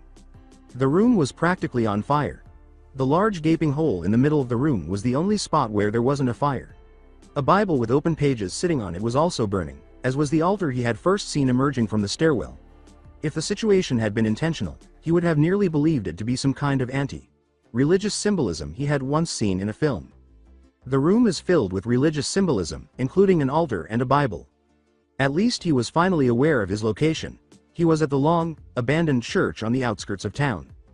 The location had deteriorated and the caretaker was said to have died under mysterious circumstances. After a while, everyone simply stopped visiting, and the few people who were said to have entered ended up never leaving, giving rise to numerous ghost stories about the location. Being naturally superstitious, the Japanese took that as a warning not to approach the location most of the time and made sure to remind everyone of this whenever you suggested otherwise. Although he didn't give it much thought, their decision to open here was rather brilliant. He glanced around the room and soon saw that door across the enormous hole was the only exit. As he came to terms with the reality, a small part of his hope died. The building's floor was essentially removed by that hole in the ground. A typical person could not possibly jump across. But now that he considered it, he thought doubtfully, I suppose this magic power thing means I'm not normal anyway, doesn't it? He was able to overcome the fire and the priests brandishing swords by channeling magical power to his feet and using the energy as a kind of lift, so why not? He made the decision that if he was going to die, he might as well do it his own way because he could not afford to play it safe right now. He started pumping the magical energy to his legs after moving in front of the church altar and measuring the total distance. Like water passing through a tube, he could feel it moving through his legs and through some coil. He started pouring so much that he could actually feel the energy bubbling and his legs glowing a little. Ordinarily, he might have freaked out, especially since the bubbling reminded him of the moment he let off the magical explosion, but this time, it was exactly what he needed. He would release it from his feet to use as the necessary propulsion to get across, but it wouldn't be a full-body explosion. He finally started running, and as he reached the finish line, he jumped and released the burst from his feet. The outcome was overwhelmingly in his favor. He felt as though he was flying over the chasm itself, or at least he thought he was, thanks to the energy he released as he lifted off the ground during his jump. After finally collapsing on the opposite side, he ran forward without stopping, hurling his shoulder into a bum rush position as he charged the flaming door. As he passed through the shattered doorway, he felt the heat spread along what was left of his ragged jacket, screaming as the flames lightly seared his skin. He continued to run until he reached the forest itself because he could still feel the intense heat behind him even after he had cleared the door. He didn't let himself slow down until he was certain they were safe. In order to maintain a reasonable pace, he eventually strolled slowly into a slow jog. The church finally collapsed in the distance as he turned around after hearing a tremendous explosion. The sight caused him to pause and gaze. It was certain to attract attention because of the manner in which it collapsed.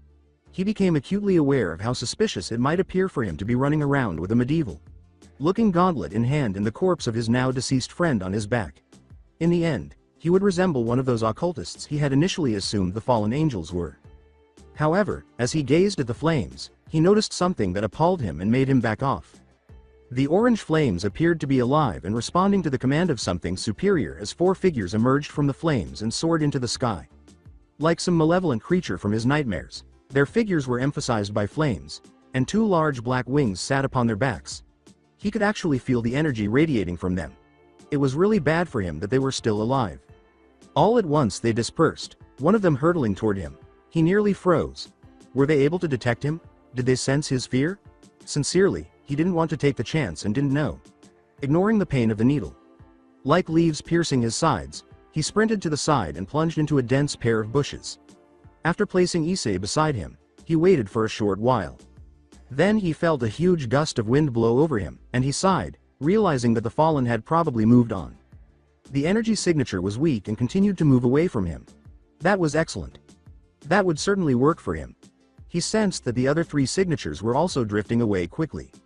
Wait, he thought, horrified. To make sure he wasn't dreaming, he started counting the number of signatures he felt on his left hand. 1, 2, 3, 4. Despite the fact that there were 4 signatures, Rainier was still alive. She couldn't be. She had no pulse, as he had personally felt her neck.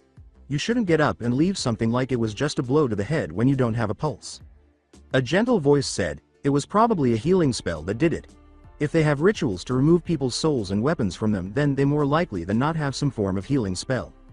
That can bring someone back from the dead, the blonde said in response to the hallucination's suggestion. I don't think it works like that. If they had a spell that could revive the dead, then why not revive the holders of these soul weapon things after you take them? Wouldn't that make more sense? That way they wouldn't need to cover up the fact they killed a person and the former holder could just go on thinking that it was a dream. So now that we've ruled out a spell that revives the dead, can we please suggest a more plausible theory, you messed up phantasms? Suddenly, the formerly kind voice shouted at him, okay then what about the fact that you maybe checked her pulse wrong, you dumbass, changing the tone completely. It appeared to have taken offense at being referred to as a foolish phantasm. But now that he had given it some serious thought, the fact did, for the most part, make sense. He never received much instruction on how to check a pulse. He was only aware of one from biology class and a few health classes where they were required to take heart rates. While he was competent at taking his own and checking his partner's, he was by no means a medical expert. Given that he was unaware of the biological differences between a fallen angel and a human, he could easily screw that up. When he realized this, he started to perspire inwardly. The woman who had just murdered his friend was still living among the living, and if she hadn't been trying hard enough before, she was probably looking to kill him now. He guessed that she was still flying around in this instance, but that wasn't the point. He was said to have something similar to Issei's red gauntlet thing inside of him, which is why she had captured both of them. This implied that she most likely still desired it. Shit, he swore to himself as he gazed at his friend's corpse. Now that the rush was gone, the stress of it all was finally getting to him, causing his eyes to well up with tears. It's always you who gets us into trouble, you know that, he said out loud, his voice breaking and his nose gradually getting wet inside. Every single time you get us into trouble. When we were kids it was going on adventures. I almost miss when it was about adventure for you. At least then all that did was removing ourselves from the watchful eyes of our mothers to play dragon hunting in the forest, you know. He tried to stop the mucus from leaking out while sniffling. He laughed lightly despite the tears, remembering the incident almost nostalgically. Then when we were just stupid fucking preteens it suddenly became about girls and you, for some goddamned reason, decided it would be a good idea to try and include me on your increasing levels of perversion by peeking on the middle school swim team with you. It was the just both of us at the time and you tried to get me to join in your fun cause you didn't want me to be lonely. I was so thankful to hear you say that I joined you anyway, even if it went against everything mom told me not to do. Funny thing is that I honestly think I enjoyed it a little, and thinking about it more I think you enjoyed it more than me because it was the first time you were able to do it without getting caught. Now the tears were streaming freely down his cheeks, soaking the parched floor. He clenched his teeth and fists, nearly rupturing the scabbed cut on his hand. He blew his nose in what was left of his sleeve, disregarding how repulsive it was, and said, and then when we got to high school, Oh, how much trouble you ended saddling me up with. You got us in so much trouble, and that was from me having to bust your butt out of getting your ass beat all the time. I seriously thought for the longest time that it was impossible to get an entire sex to hate you no matter how bad a pervert you were. You certainly managed to prove me wrong, especially when they started calling you the enemy of all women. He had almost pleasant memories of the day. Never before had he and Issei laughed so much over his nickname. The boy with brown hair had practically enjoyed it rather than found it annoying. He claimed that it simply meant that he was getting to them and that once they started thinking about him they would never be able to stop. Despite the amount of flimsy reasoning it contained, he lacked the courage to tell him that was not the intention, but he also lacked the courage to burst his friend's illusion. At the time, it was simply too funny, and they spent hours laughing and making jokes about it. And then you just never stopped. For some reason, despite the fact that it was morally unethical, you didn't seem to actually even give a shit about that. You followed what your heart asked you to, and you never gave up on your dream, even going so far as to shout it to the heavens in front of people and defend your dream after people called you crazy for it. Naruto started wiping his eyes in an attempt to prevent weeping and apparent exhaustion. I may not have told you this all the time. Hell, I might have even called you crazy myself every once in a while, but I really admired your conviction to chase your dream. Your choice to go for it, grab it with both arms, and never let it go. You inspired me to try and do the same as soon as I found a dream of my own. Angrily, Naruto pounded his fist against the floor and seized the enormous red gauntlet, gripping it firmly. He crawled closer to his friend's body and placed the gauntlet on top of his chest, exactly where Rainier had taken it from. And that's why I refuse to let you die just yet. You can't die now. You still have a dream to achieve. You're supposed to be the harem king, remember? He said. And that's why you're going to take this damn thing back into your body and wake your stupid ass up. In the hopes that it would do something, he started pressing the heavy metal glove against his friend's chest. Nothing at all occurred. Nothing at all. There was not a single green light or any indication that it was functioning. He exerted more force. As if that would do something, he thought cynically to himself as he closed his eyes and let the tears fall through the cotton of the shirt and onto his friend's clothed chest. What would work if that didn't? Then he recalled his unexpected magical powers. Indeed, that must have been the answer. Why not try using magic to restore the damned red artifact thing that had been taken from his friend? It had to be effective. Why couldn't there be a use for this? His skills had been useful for everything else, from fighting to boosting his general physical strength. Why couldn't he do what the fallen angel did? He collected the energy in his palm and started to build up magical power in his hand. If his thoughts expressed what he wanted to do, this might work. The majority of the magic stories he had read combined the power of willpower with a particular thought or emotion to help mold the magic into what you desired. Subconsciously, he had been thinking that in order to perform such tasks, he needed to be able to escape and be stronger to fight. Thus, if he applied that theory to his current situation, utilizing his optimism and his wish to restore the gauntlet and bring his friend back to life, it might. A voice called out from beneath his hand, "If I were you, I wouldn't do that."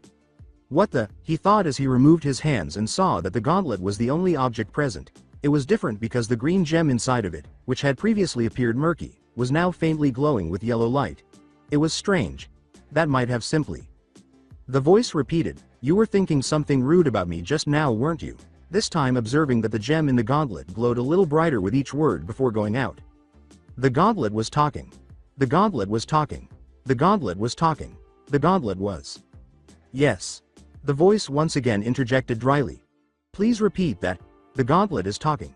Once again. I doubt that the fallen angels pursuing you could have heard you from outside the city limits. Haven't you either heard of keeping your inner thoughts to yourself?" Naruto would have retorted had he not still been in shock over the fact that he had repeated what he had been thinking in his head out loud and due to the fact that the gauntlet was still freaking talking. Really? How could the damned thing be able to speak? What was the sick twist of fate? However, who believed in the existence of magic and fallen angels? Technically, he shouldn't have been surprised by this given what he already knew, but still. "So do you have a name, or are you going to sit there gapping at me in my former container?" At this point, Naruto decided it would be best to ignore the remark and just go with the flow. "Sorry," he apologized, looking at its jewel and wiped his eyes once again to dry them.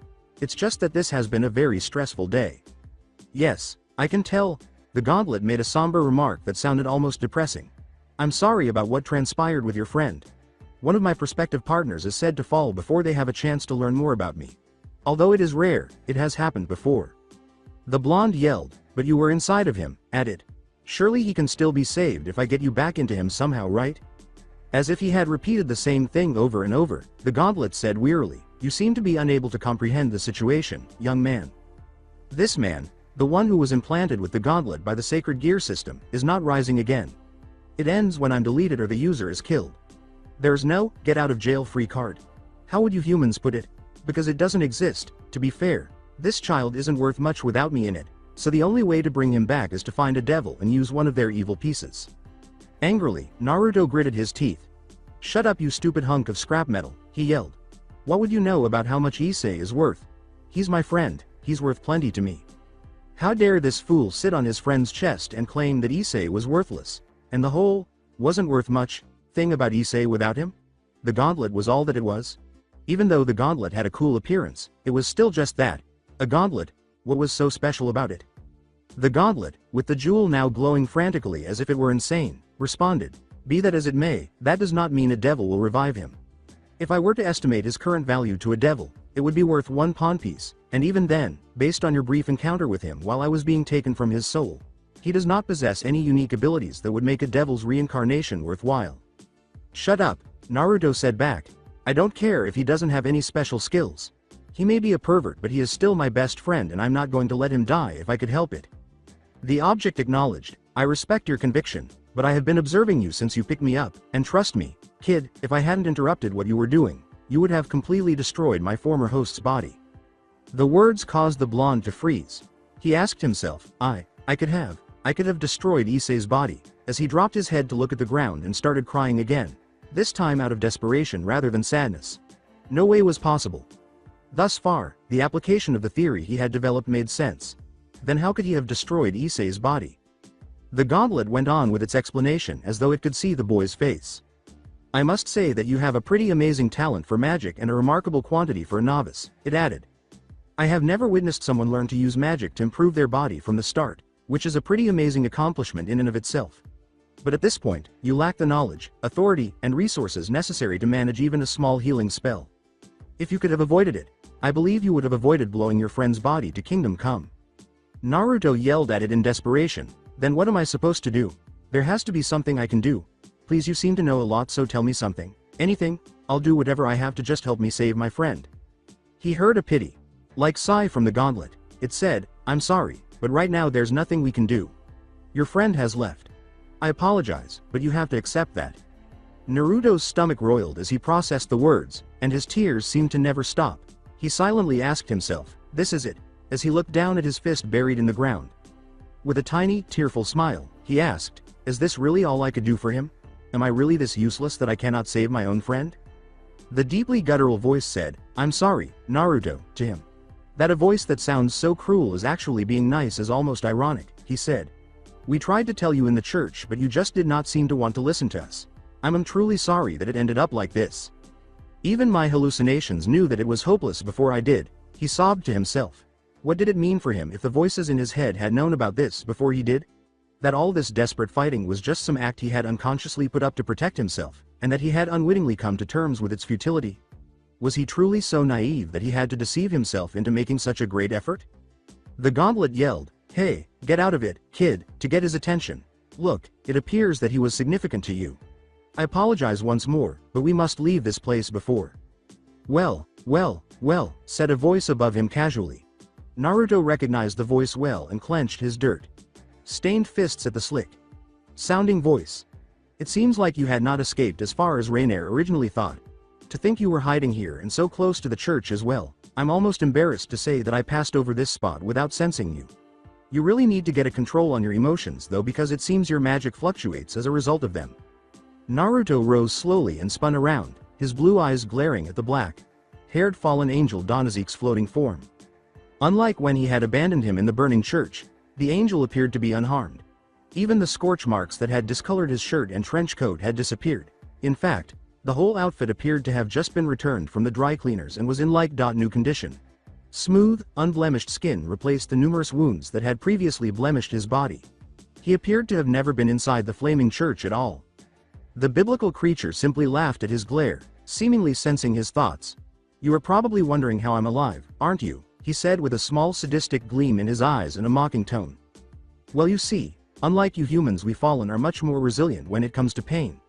While I must admit your explosion was unexpected, it was most certainly not something we could not handle getting back up from. As for why I'm fully healed and my clothes look just perfect, well, magic. Naruto's scowl became more intense.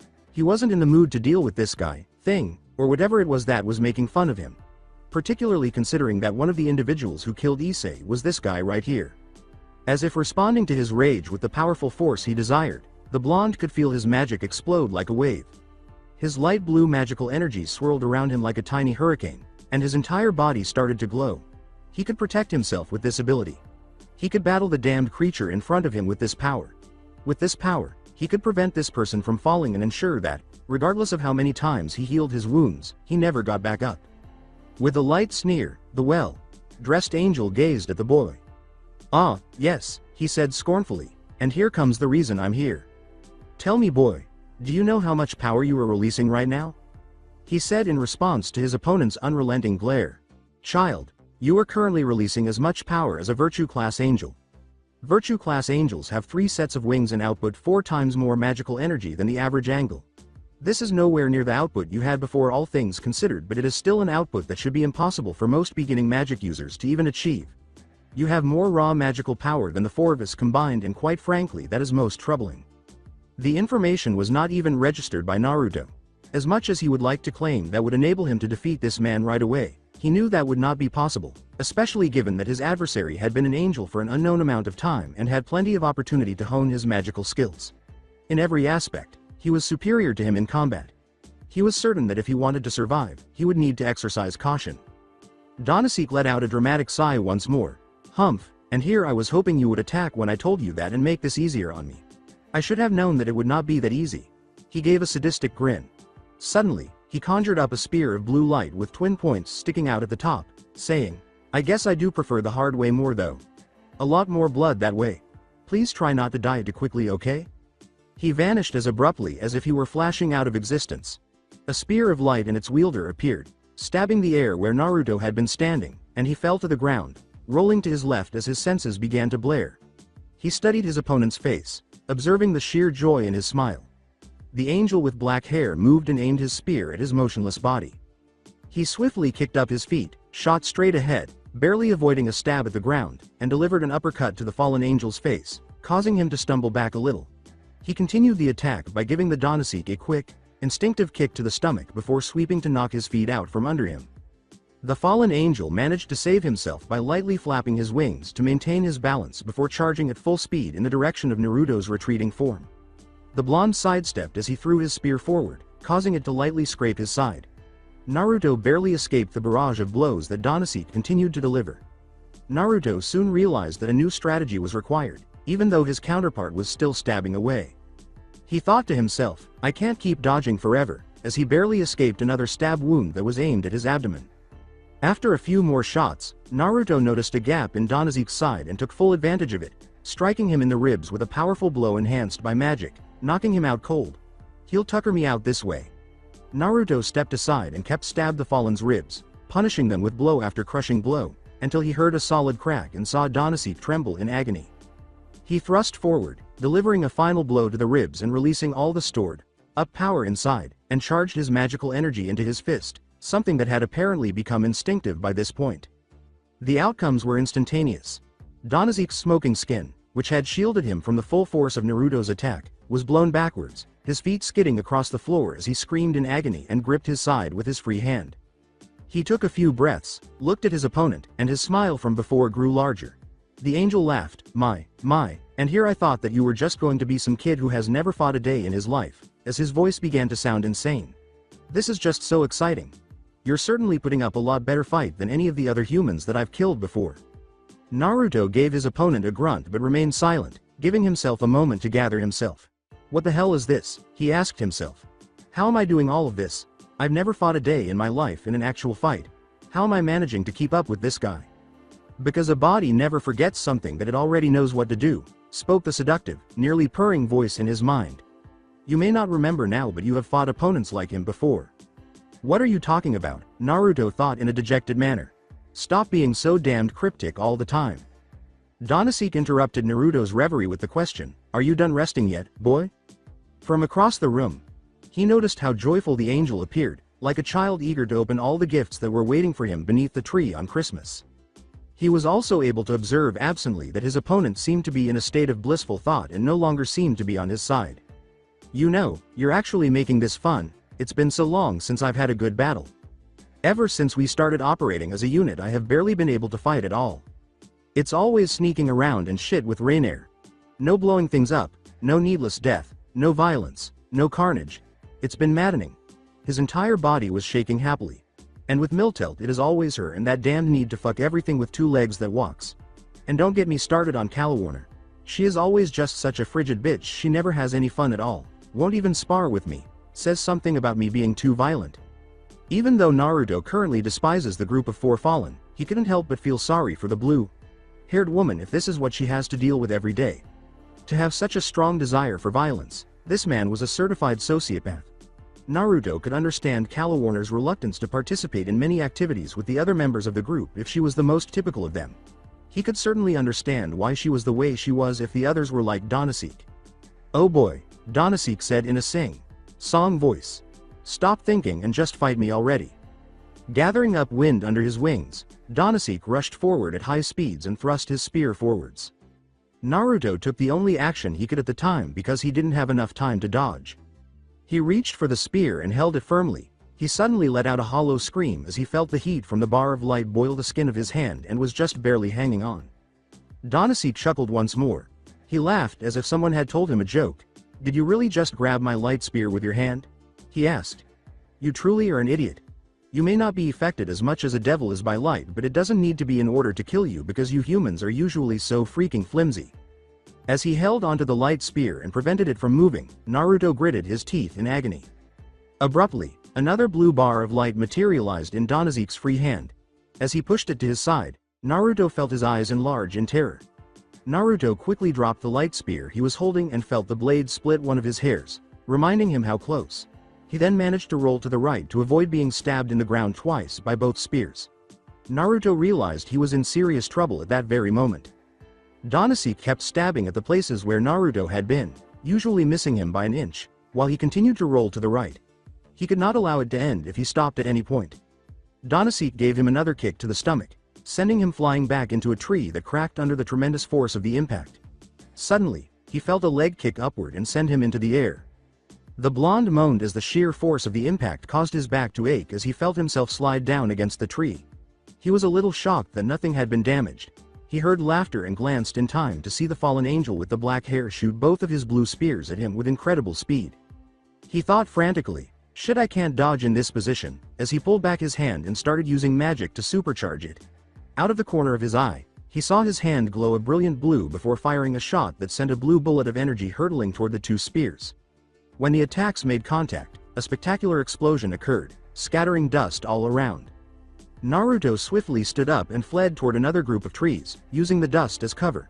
However, a grinning Donaseek caught him in mid-stride and lifted him into the air while holding his arm. The breeze from above blew in Naruto's still goggle-clad eyes as they both sped through the air, reaching 100 feet in a matter of seconds. The view of the town would have been nearly breathtaking if an angel hadn't been holding him by the arm in midair. As his captor grinned cruelly down at him, Naruto writhed in the fallen angel's grasp and continued to curse silently. He chuckled and said, "Tell me, boy, do you like being in the air?" "I certainly do. It's one of the many things I enjoy about being a fallen angel. In fact, I fell from heaven when I decided to experiment a bit in the air on a night much like this." He lightly licked his lips in memory. She was quite the beautiful one, that girl. "I decided 200 years ago that I was bored with heaven and decided to go out with a bang. So I did what anyone would have. I flew over a random village, grabbed a girl off the streets mid-flight, and brought her up in the air with me. She was so enamored with my beautiful white wings that she didn't even notice that I had her stripped until she felt my dick at her nether lips. She screamed at first in fright until I gave her virgin self a fucking she would never forget. I think I even started the idea of the Mile High Club, if you get what I mean." His grin widened. He slowly released Naruto from his grasp, saying, "And do you know what I did with her after the white in my wings started to fade into a beautiful midnight black? I let her go like so and she went splat," he exclaimed, laughing uncontrollably as Naruto started to collapse. When Naruto noticed that the ground was rapidly getting closer, he attempted to grab the nearest object, which turned out to be a tree branch. Unfortunately, that cracked under the force of the fall, and Naruto fell again, this time from a less dangerous distance. Despite landing on his back, he was fortunate to escape unharmed once more. Silently, he asked, "What is going on?" as he stood up and gazed up at the sky, where Donasek remained. "Not that I'm fucking complaining, but why am I more durable?" "Because you are using magic to increase your durability without realizing it," his mind's gentle voice replied. "You are channeling it throughout your body to enhance your speed, strength, and overall durability. It's why you have been able to keep up with Donasek for so long." Naruto could only nod in agreement with the voice's apparent level of knowledge, and as he stood up straight, he started to believe that the voices in his head were not, as his doctors had suggested, a severe case of schizophrenia. He muttered angrily, "Once this is all over we will be having words, you hear me, you damned voices," as his opponent lowered himself a few feet to gain a better position. Donasek smiled at him from below. "You're still alive?" he asked in a frustrated tone, but there was a lot of excitement in it as well. "You just don't die easy like the rest of your pitiful kind, do you?" "Well, I've been told that I'm rather hard to get rid of," sneered Naruto scornfully as he attempted to come up with a solution. He sneered, and Donasek laughed. "You still have so much fire in you even after all I've put you through. You're a strong human with the heart of a warrior. I can just see it now, the glorious battle we will have if we continue." The blonde stalled a little as he tried to think of something to do.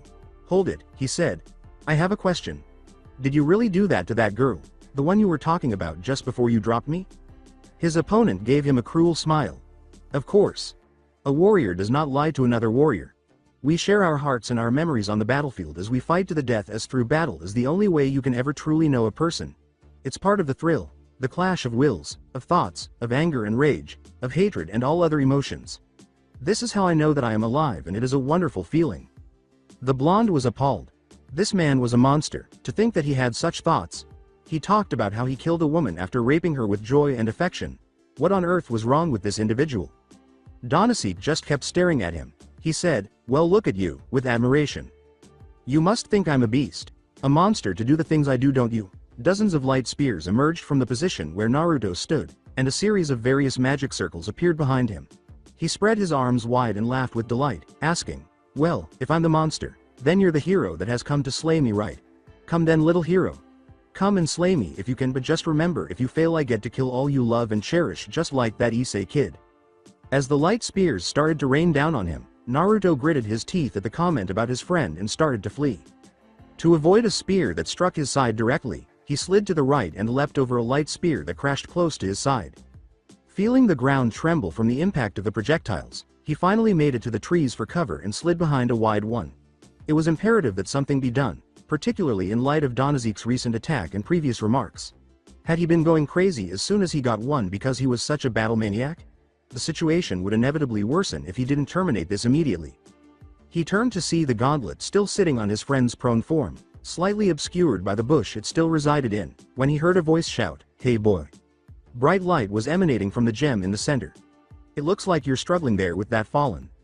The blonde grunted, understatement of the century, as the area was rocked by another explosion. The sentient gauntlet would choose to ignore it if it could sense that he was being sarcastic. "Tell me, if you had power, what would you do?" Naruto alternately responded, "Is now really the time to ask, you stupid oversized glove," as he tried to come up with a way out of this situation. It responded in turn, the jewel glowing even more. "It's a simple question that requires a simple one-sentence answer." For a moment, Naruto considered it. With power, what would he do?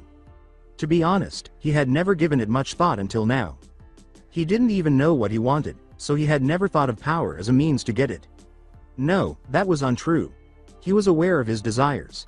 Even though his friend was currently only a dead body, he still wanted to protect him. He wished he would never have to see any of his friends die the way he did Issei. His goal was to be able to defend his parents, who had raised him, loved him, and tried their hardest to support him. They were always there to greet him with a smile when he needed them. I would use it to protect all of those who are precious to me. I would use it to protect people from the monsters that lurk in the dark that they will hopefully never see. That is what I would do with power. Are you happy, you stupid glove?" The jewel in the gauntlet faded, losing its former brightness. Was asking a dumb question in this circumstance all it wanted? Its glow returned abruptly, only this time it was brighter as the gauntlet itself became more illuminated. It said in a pleasant tone, "Your dream is rather admirable. Tell me, boy, how about we become partners?" He said, What the hell do you mean, partner, as the field was strewn with more explosions and the ground trembled. What the heck could you do? The gauntlet asked, almost cunningly. Well, why don't you put me on and find out? You'll be shocked at my abilities, I'm sure. Naruto inhaled sharply. Was he being instructed to wear it by this gauntlet? How on earth could it do that? It simply had the appearance of a piece of armor that had been removed from a set. Was it truly as powerful as it said? Then Naruto recalled his earlier strategy for it. Look for a means to restore it to his friend's body in the hopes that it will revive him. He had the impression that once he put it on, he would never take it off. Is he really willing to take that chance? Naruto gave a headshake. No way, he yelled in response. There might still be a chance to use you to revive Issei. If I put you on, then any chance I had goes out the window, and I won't allow that to happen. The gem was positively glowing now, and the gauntlet was practically rumbling in defiance. Listen to me, boy. Give up on it. There's no chance that will occur. Do you not recall what your friend said just before he passed away? Did he not tell you to live? Naruto gasped in disbelief as Issei's words swept over him. Naruto, he exclaimed. Thank you for everything. At last, his once bright eyes lost their color and his face went corpse pale.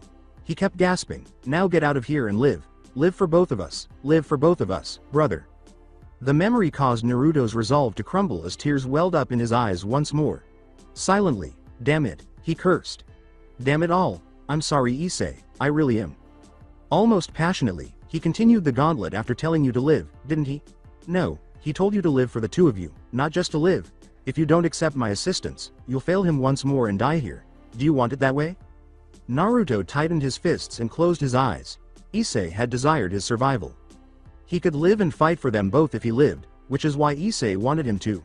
He would fail at that mission if he passed away here, and he would have to confront his friend in the afterlife with doubts in his heart and mind.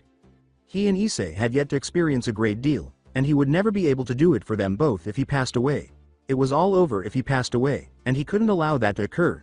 For his friend, he would. No, for his brother, he would. I'll take the deal, he muttered. The gauntlet asked, what was that?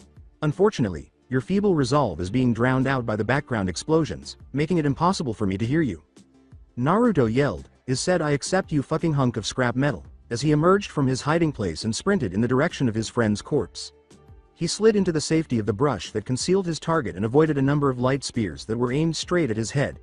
He crawled over to his friend's body, ignoring the pain from the quick slide, and looked at Issei's expressionless eyes before turning to face the gauntlet. He stared for what seemed like an eternity, waiting and watching as though his friend would suddenly recover. It didn't occur. He apologized to the body once more. I'm sorry, Issei. Don't worry, I'll take that whole living thing under advisement, you know. I guess I figured out what you meant when you said, live for us both. It seems like you and I won't be seeing each other for a while, don't we? Well, this is what I will do. Without a doubt, I'll stop using my head so much and follow my intuition. It might be a little difficult after this, but I'll try, he said resolutely, not crying this time. I'll also try trusting people more. I'll trust people much more and make more friends. Genuine people you would have liked to meet, because you were right when you said I was too paranoid. I'll make lots of them, tell them about all the fun we had as kids, and occasionally I'll even take them to see you so you can introduce yourself in person. I'll also make sure to bring some attractive girls because I know you enjoy them. And finally, I know you want me to have a harem, but I don't know if I'll be able to. After all, I have no luck with women, as you constantly reminded me, remember? So I don't know if I'll be able to do it, but I guess I can maybe try. I don't know, but who knows? He smiled slightly at Issei's lifeless eyes and crept his hand up to his face. He put his fingers on his friend's eyelids and started pulling them down. So don't worry about me, okay? When we next see each other, I'll have plenty of stories to tell you. Maybe I'll even tell you about some of the breasts I may or may not grope in your honor. He said, so remember, Issei, this isn't a goodbye, but it seemed more like he was telling himself than anyone else. He finally closed his friend's eyes and smiled broadly. A farewell implies that we'll never see each other again. No, we will see each other again. This is just more of a see you later, so I'll see you later, okay Issei? Naruto killed his hesitation by getting a last good look at his friend's face and realizing that there was no turning back. He had to act quickly to avoid dying and losing both his new dream and Issei's dreams. He could not allow that to occur. His gaze shifted from his friend's face to the gauntlet resting on his deceased friend's chest. He picked it up almost reluctantly, holding it in his hands as if it were a priceless and delicate object. Hey, gauntlet thing, he said, peering at the gem. You got a name? The voice inside the gauntlet said, This gear is called the boosted gear if that's what you're asking. Naruto gave a headshake. That's not what I mean, you numbskull. I mean, what's your name? The name of you, the voice? Me, he said, perplexed by the query. I have never before been asked directly by a wielder. The teen with the whiskers said, well, then I guess that makes me the first then, doesn't it? Now come on, I'm not going to work with some nameless character, you know? That's just cliché. Humph, it complained. I am the Red Dragon Emperor and the Great Welsh Dragon.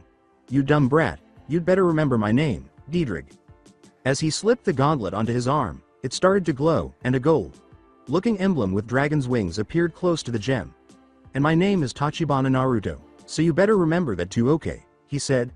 The gauntlet started to cling to his arm, causing a slight tingling sensation. Additionally, he sensed something he couldn't quite place and a tug at his magic. At last, a green glow enveloped his whole body, and he experienced an abrupt increase in strength. He muttered to himself, this power is amazing, as the green glow surrounding him grew brighter. When it finally dissipated, the gem in the middle glowed. From inside the gear, Diedrich yelled, new host accepted. He sensed it adapting to his arm. The gear on his arm began to rumble abruptly. Hey, buddy, what's this? Naruto asked, what is what, Diedrich, as he tested it out and found it to be manageable by moving his gauntlet. Covered arm slightly. Boosted gear, appeared to be light enough that it had no effect on his hand's weight. I want to know why so many other souls are already linked to yours, partner. What the hell do you mean? Naruto asked in confusion. Souls bound to his. What was he discussing? When he last checked, humans were only supposed to have one soul. That would be as he is referring to, the harsh, sounding voice added. It's nice to meet you, Welsh Dragon. The dragon moaned, humph. You realize that, right, fox face? We're going to talk about this. I definitely am anticipating it, jalapeno breath, the ruthless voice retorted in defiance. Great, now the dragon in the gauntlet and the voices in my head are both going back and forth, Naruto sighed to himself. What else could go wrong?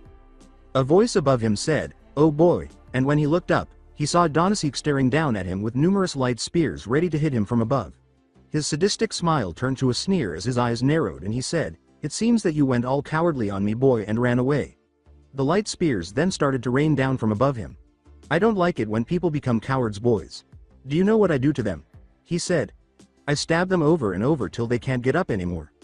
Feeling a little quicker and more nimble on his feet than before, Naruto swiftly seized Issei's body and ran it off to the side. He glanced at his arm's red gauntlet. Hey, I thought you said you could do something. Help me out here, why don't you?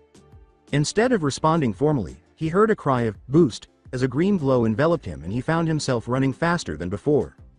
He easily avoided all of the spears that Donasek was throwing at him and managed to get behind another pair of trees, where he laid his friend's body in a convenient location. He glanced at his arm's gauntlet and fixed his gaze on the gem. He inquired, is that your power, Diedrich? He could really use that right now. I get a boost in speed. That's really useful, actually. The dragon said, that's not all it does, partner. Go ahead and experience your magic. You'll be shocked. After following instructions, Naruto felt a tremendous amount of magic emanate from his body. It was all released in great amounts and didn't seem to be going away anytime soon. It was incredible to feel all that power simply flowing out. The dragon said with pride, you see, partner, I can double my host's power every 10 seconds, which includes both magical and physical abilities. Naruto was stunned and stood there. Was this the power that Issei had imprisoned within himself? Naruto exclaimed, that's amazing, thinking for the first time in the entire battle that he had a chance to win. The praise made the dragon of the gauntlet snort. He made a lighthearted boast, of course it is, partner. I'm simply that amazing. But keep in mind, child, that a person can only increase their power up to their physical limit. As far as I can tell, you can only boost twice more before reaching your physical limit, so proceed with caution. Naruto exclaimed, right, Diedrich, as he started to run out into the field and felt his opponent coming up behind him. Donasek charged through with another spear, but Naruto managed to duck to the left just in time. Naruto moved swiftly, grabbing the angel's feet and spinning him around before releasing him to crash into the closest tree. Then he hurried over to his opponent's side and sent him flying with a quick uppercut from his right gauntlet. Covered arm. After recovering in midair, Donasek swiftly started hurling light spears at Naruto, forcing him to seek shelter behind trees as they absorbed the blows and started to fall. Taking advantage of this, Naruto leapt and ran up one of the falling trees, using it as a point of elevation from which to jump. Naruto soared toward his opponent and clocked him in the face, putting his legs tightly around his opponent's chest and sending his head skyward. Donasek started to descend to the ground below, indicating that he was unable to support them both for very long. Donasek screamed in agony as he crashed into the ground first, but his voice was muffled as Naruto sat on his chest and punched his face repeatedly, leaving welts all over. Before Naruto could release the magic he had charged in his gauntleted hand, Donasek's flapping wings knocked it away as he swiftly ascended into the sky. However, Naruto didn't want to pass up the chance to put an end to it, so he released the stored energy ball in a shot that resembled a bullet. As the blast continued until the energy subsided, Donasek stepped out of its path. From his now welted face, the fallen laughed.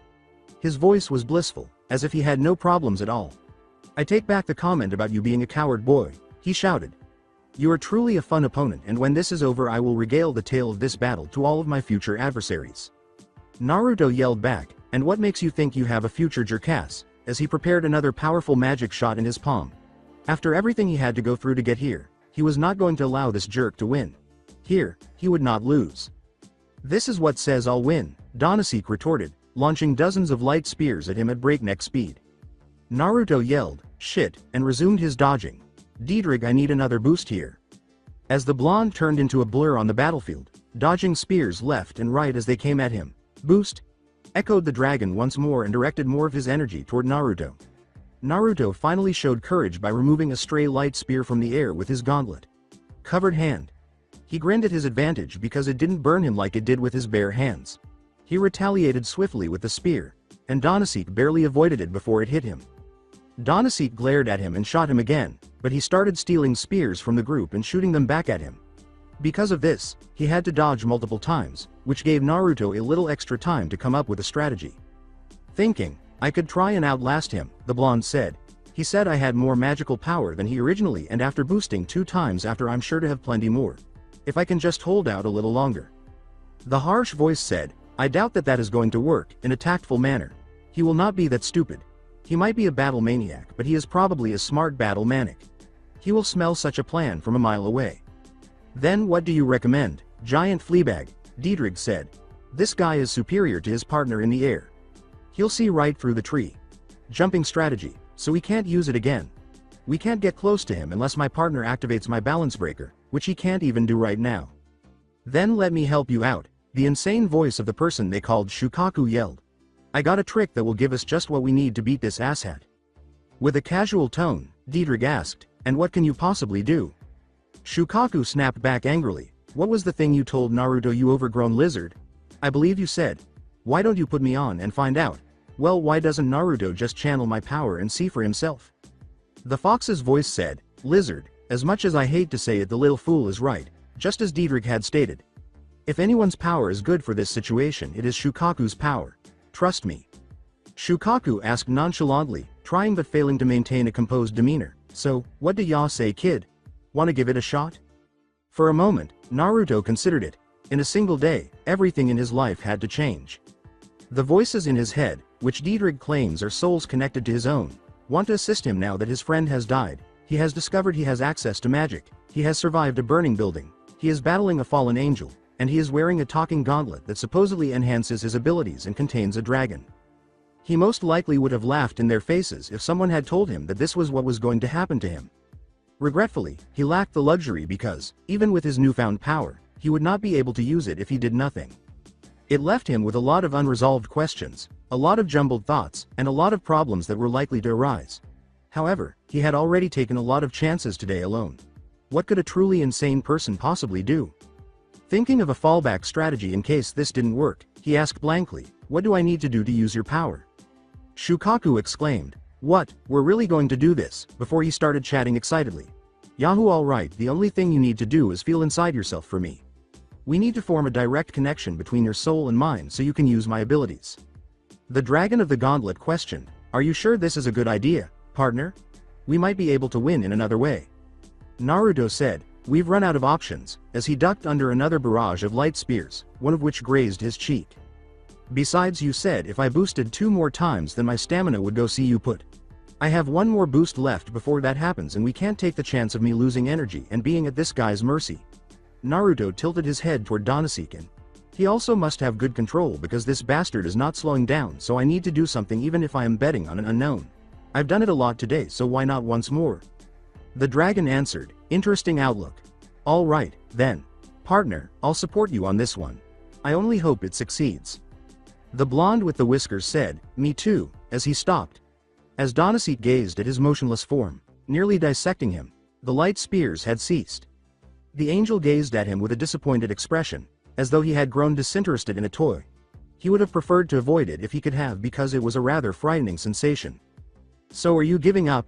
The angel with black hair asked, frustratedly adjusting his fedora. You were just making this so much fun and now you're just standing there. What happened to the sake of sport that you were running around? It was so much fun to chase you and try and pin you down. You were like an animal. You were the prey and I was the hunter. That's how those human nature documentaries put it when describing why the stronger animal ate the weaker one, am I right? Naruto's eyes were tightly shut and he remained silent. Although it appeared to the fallen that his target was accepting his fate, the truth was different. The young person was attempting to delve deeply within himself. He was trying to sense the connection the voice had told him about. Inhaling, he steadied himself. He closed his eyes and felt as though time had stopped and slowed. His breathing was slow, and he could hear his anxious heart beating steadily. However, to him, these were only the surface features that served to conceal what he was looking for. So focused, so delved deeper, past the bone and flesh. Then he was struck by a surge of energy that was stronger than before. He could feel the energy coursing through him. His magic must have felt like this in its purest form, he surmised. It was fluid but powerful. Although it could be shaped, it would not budge. It resembled a maelstrom or storm. However, he was aware of how to obtain this, and it was not what he was looking for. As a result, he had to delve even farther within himself, to an extent beyond his comprehension. He pushed past the magical storm and continued. At last, he got to the point where he experienced 10 distinct feelings. Could he refer to them as wills? Despite their lack of shape, he felt a slight bond with each of them. The most familiar one felt strong but as if it had been used before. If he attempted to follow the flow, he could hear almost a faint but prevailing bellow. He could guess that this power was more likely than not his connection created with Diedrich. He moved past it and felt around the other ones. One, however, stood out among the others at the moment. This was an attempt to connect with his will. Instead of ignoring it, he knew that this was the connection he needed to grab, that he needed to pull. He felt it attached to him, and then he realized its nature. This will was filled with madness, and instead of pushing it away, he embraced it. He could practically feel the thrill slipping off the bond, and for reasons he himself could not even comprehend, he joined in the celebration at that precise moment. His journey was not in vain, as he was abruptly expelled from the ostensibly sacred area and regained consciousness. Though it felt different than it had before, his magic now poured from every pore in his body. It had a clear undertone that he was unable to identify, but it reminded him somewhat of his first contact bond with Shukaku. As if someone were speaking in Naruto's ear, Shukaku's piercing voice echoed throughout his skull. Of course it does. It signifies you using my abilities. As wisps of light brown magic whirled around his body in unison, Naruto glanced at his left hand and his gauntlet. Covered right. It seemed to flow more easily than before, rather than the usual magic that had previously passed through. It also had the effect of feeling less human. My magic feels different. The being remarked almost inquisitively, that's because my soul is connected to yours and the soul affects the strength of magical ability.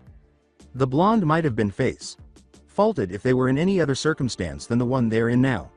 Why do you sound as though you're not too sure about that? Are you telling me you really don't know? The conversation paused, and for a brief moment, Naruto could almost sense the beginning of anxiety through their connection. It said clumsily, I'll have to get back to you on that at a later date. Naruto quickly thought, we are so having a talk about this later, as he leapt from where he was standing and saw a spear of light ignite as it struck the area. He looked back at the creature attempting to skew him and landed in a slight crouch.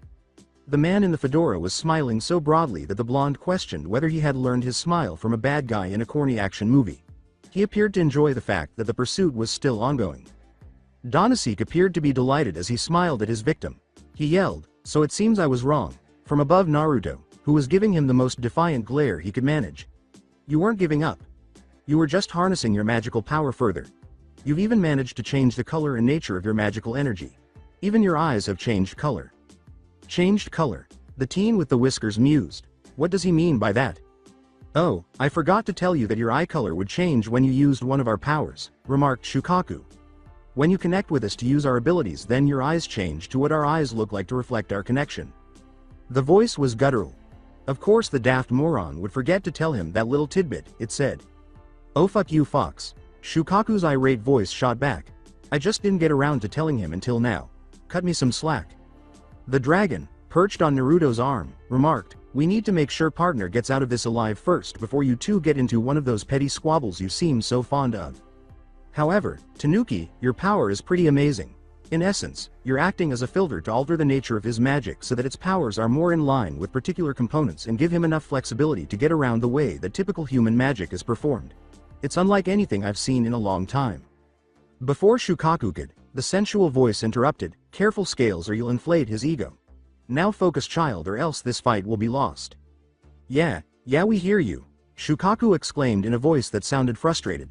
Listen kid, I'll help you out with preforming the magic today, so for now just go with the flow, got it? In response, the blonde could only nod his head and took the first action he believed would be effective.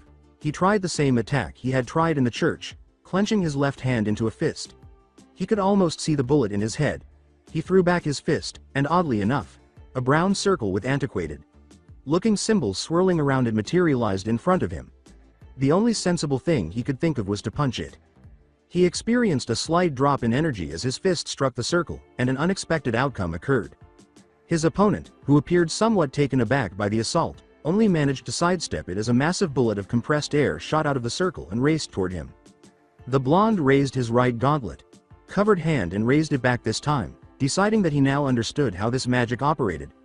The circle reappeared and, seemingly to test his theory once more, threw his fist forward, causing another condensed bullet of wind to fly in the direction of the fallen angel who was still recovering. Naruto got into a rhythm of making wind bullets and firing them at his adversary in rapid succession as Donasek ducked once more, giving him the first triumphant smile he had felt that evening.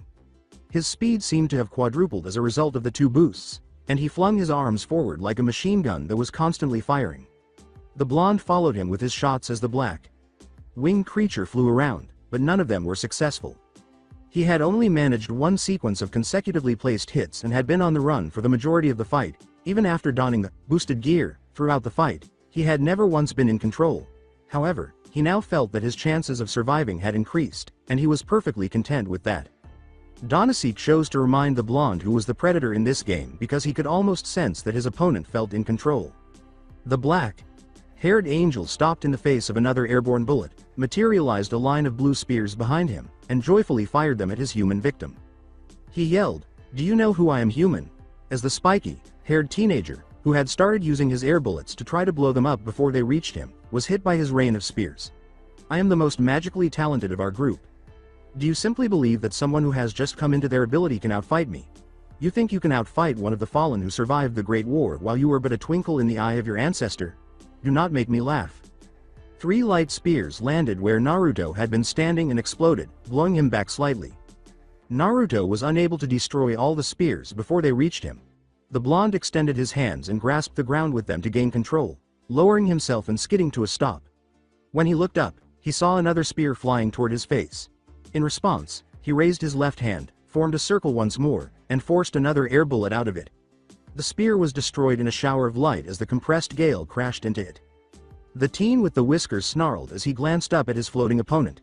"You think I give a shit about how you survived through some war or that you're good with your magic? I couldn't give a shit. You bastards killed Issei?" The entity from above asked, almost inquisitively, "Was he really that important to you? I heard that he was a major pervert. One of society's worst scum with no redeeming qualities at all, or at least that's what Rainier said. She really did enjoy messing with that kid's heart, let me tell you." Over his bond, Naruto sensed Shukaku in a similar state of rage, and he felt his own anger nearly blow up. "All right, kid," the other partner's frantic voice said. "You see, normally we would tell you to be calm and shit, but even this guy is pissing me off, so screw it. Stomp your foot on the ground and help visualize a sandy wasteland. Let's show fuck this guy up, Naruto." The blonde angrily yelled, "You don't need to tell me twice," as he used his unraised hand to propel himself into the air and directed a significant amount of magic in the direction of his feet. Another brown, antiquated circle materialized on the ground to greet his landing as he touched down. He directed the energy into his feet, then left and moved into the circle. As the ring continued to expand outward, the ground collapsed into tiny sand particles, causing immediate effects. It spread swiftly throughout the clearing where their battle was being fought, with previously fallen trees now easily sinking into the new, enormous pit of sand. Donasek simply smiled mockingly at the blonde who was staring at him angrily. While it's impressive you've turned the ground into a virtual sand trap, you seem to forget that I am up here and you were down there, he said with rage. He forged an unusually large spear of light in his hand and hurled it rapidly in his direction, asking, "How will making a sandbox help you?" Instead of moving, though, Naruto simply stood there and raised his gauntleted right hand in a natural motion, palm facing up and open.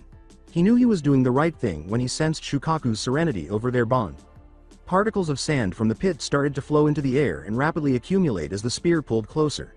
Eventually, it developed into a massive sand claw with black veins running down the arm and black tips. As a massive explosion exploded in its grasp, the arm's clawed hand opened and shielded Naruto from the spear's impact. Sand fragments flew back into the pit, and smoke rose in the air from the explosion. Upon hearing the defense, Donasek smiled. Instead of responding with a retort, the blonde thrust his arm forward and said, "Seems that this game isn't over just yet." Abruptly, the enormous clawed arm emerged from the smoke, absorbing sand from the pit as it swiftly rose toward the fallen. As the enormous claw invaded his personal airspace and swept past him, the smile vanished from his face and he performed a swift aerial roll to the side. However, the tiny sense of security he believed he had vanished when the enormous claw swept sideways and clenched into a fist that struck his stomach, forcing him to fall from the sky and knock the air out of his lungs. But the blonde persisted in his attack, sweeping his outstretched hand aside and shaping the enormous sand claw into clumps that fell through a magical circle that materialized beneath it. With enough force to break bones, the compressed sand fragments struck the falling winged creature like a shower of bullets. Donasek roared in agony during the attack until he crashed into the ground, at which point the only sound was the continuous sound of sand bullets striking the ground in quick succession, akin to a cannon barrage. It continued until all of the sand used to create the claw was gone, and what seemed like an eternity to the blonde watching turned out to be no more than a minute. There was a spooky silence as the barrage ceased, except for the loud wheezing he could hear near the pit's edge, where Donasek lay. Everything was silent. The way the battle ended seemed strange to him. It was surreal in a way. It appears that he was able to finally overwhelm his opponent by utilizing the combined skills of Deidrig and Shukaku. Shukaku snorted, humph, with what the teenager might have taken to be amusement. Of course he was overwhelmed by the might of Shukaku and his partner in crime. There was never any doubt that he would fault our combined abilities. "Are you forgetting that I helped you, drunk-sounding fool?" Deidrig asked, his voice laced with contempt, from his position on Naruto's arm. "He was even able to accomplish all of that because I gave him a boost in magic reserves. If anything, without your overgrown sandcastles, my partner and I could have prevailed." Shukaku roared, "Oh ho ho ho," and threw what Naruto believed to be a fit. "You want to go, you overgrown lizard? Not only do I pride myself on ultimate defense, but I also pride myself on my skills with sand. You think you can make fun of that and get away with it? I'll turn you into a fucking wallet and use your mouth as the coin purse portion. I'll eviscerate you until you're freaking unrecognizable." A single voice murmured in the blonde's mind, "Oh for the love of," with obvious annoyance. "Just shut up and stop your drunken rambling, you moron," the rude voice yelled angrily. Naruto said to no one in particular, "This is going to be a thing, isn't it?" as he listened to the back dot and forth banter go on as if he had just avoided a life, or death situation. They seemed to have forgotten about that, or perhaps they simply didn't care because he was doing all the heavy lifting. Before the altercation could worsen, he made the decision to step in. "Listen, Shukaku, ignore them. You did great. Deidrig, no one forgot about you, and you're right. Without you boosting my reserves, I probably would have killed over from the magic concentration I felt myself use. Thank you. Can everyone not fight for a few minutes while we focus on getting Donasek over here and getting answers out of the stupid prick?" He assumed that the voices in his head were finished for the time being when he noticed that they had all stopped arguing. The blonde instead concentrated on bringing his opponent close to him and trapping him in some way so he couldn't try anything. His magic continued to permeate the sand as he felt around. He had previously relied entirely on Shukaku's assistance because it was a life or death situation, but now that he was free, he felt compelled to attempt it on his own. He had to take care of this himself. He extended both hands and concentrated, searching for the same sensation he experienced when Shukaku was fully cooperating with him. He and Shukaku both visualized what they wanted to happen, then used the idea as a guide to carry it out. Although this was allegedly not how ordinary human magic operated, it did this for him when combined with his unique abilities. If Deidrig's description was accurate, it circumvented the standard rules of human magic. So he visualized what he desired. He pictured Donasek with both hands encased in a cocoon of sand soaked with magic. He sensed the sand responding to his commands, acting as if it were an independent entity. It gradually encircled the fallen angel's body tightly, covering it entirely with sand.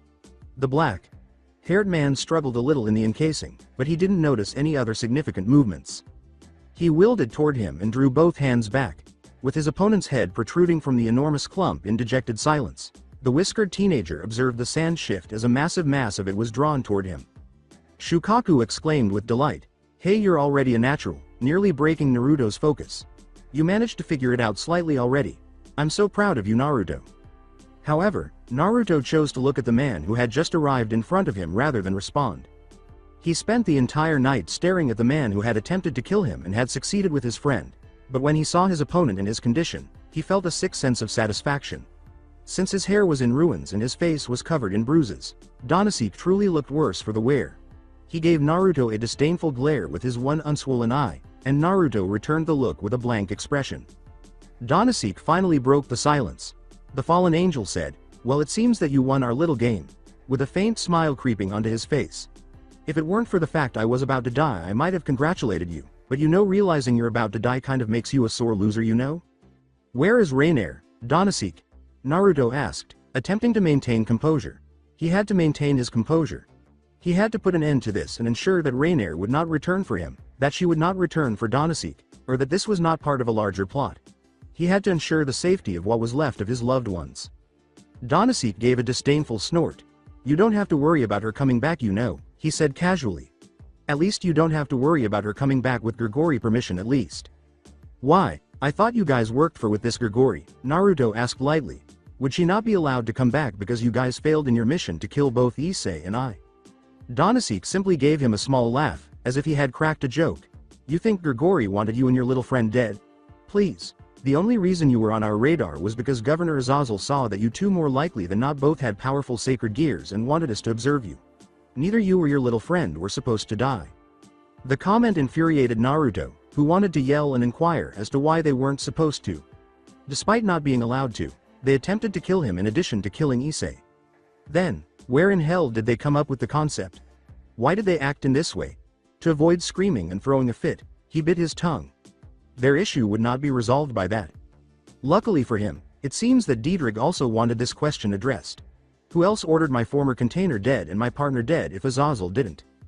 Donasek snorted to himself after expressing shock at the gauntlet's questioning. Of course that stupid bitch would think the legendary, boosted gear, was actually a lousy, twice critical. Of course she would make that mistake. Why am I not surprised? As his anger increased, Naruto pushed his halberd closer to Donasek's face, putting the spear's tip half an inch from his brain. Before he realized he still needed answers, he was tempted to just shove it in and be done with it. He inhaled deeply and calmly, allowing his anger to gradually subside once more. "Just answer Diedrich's question," he muttered. "Fine. You want an answer, here is an answer. There are people in this world that you have to truly fear more than the Lord Azazel. Lord Azazel, despite his demeanor at times, is a rather peaceful man. However, there are other monsters out there, and when one approaches you and oddly offers you power in exchange for a service, you take it. We were approached with an offer and we took it despite the fact it might alienate us from the normal fallen. I would after all like to be on the side that lives." Naruto was taken aback. "Side that lives? What are you talking about?" Donasek simply gave a sardonic smile, "Because he is planning a coup to overthrow Azazel and we were all members. Killing you and collecting your gears would only benefit the cause. It would have been nice to have powerful gears such as yours, but it appears that will not be happening. Pity. I wish I could have seen it. The war would have been glorious. Unfortunately for you, I believe our time is up." Naruto stepped back, ready to battle in the sand dune once more if necessary. But as he burst into flames and Donasek laughed maniacally, Naruto looked on in horror. He was smiled at by the fallen. He kept laughing even as he turned to ashes and dispersed like dust in the wind. "What do you think the man who recruited us didn't have a failsafe installed? Rainier was probably fingering the trigger the entire time, wondering why I hadn't reported back in a while. I was supposed to have killed you already after all." Naruto gazed at the location where his prisoner had been, with only tiny black ash fragments mixed in with the sand remaining of his opponent. Naruto puked into the sandpit as though he was finally feeling the gravity of the situation. He puked until nothing remained in his stomach, as evidenced by the black bile that was the only thing that came out of his mouth.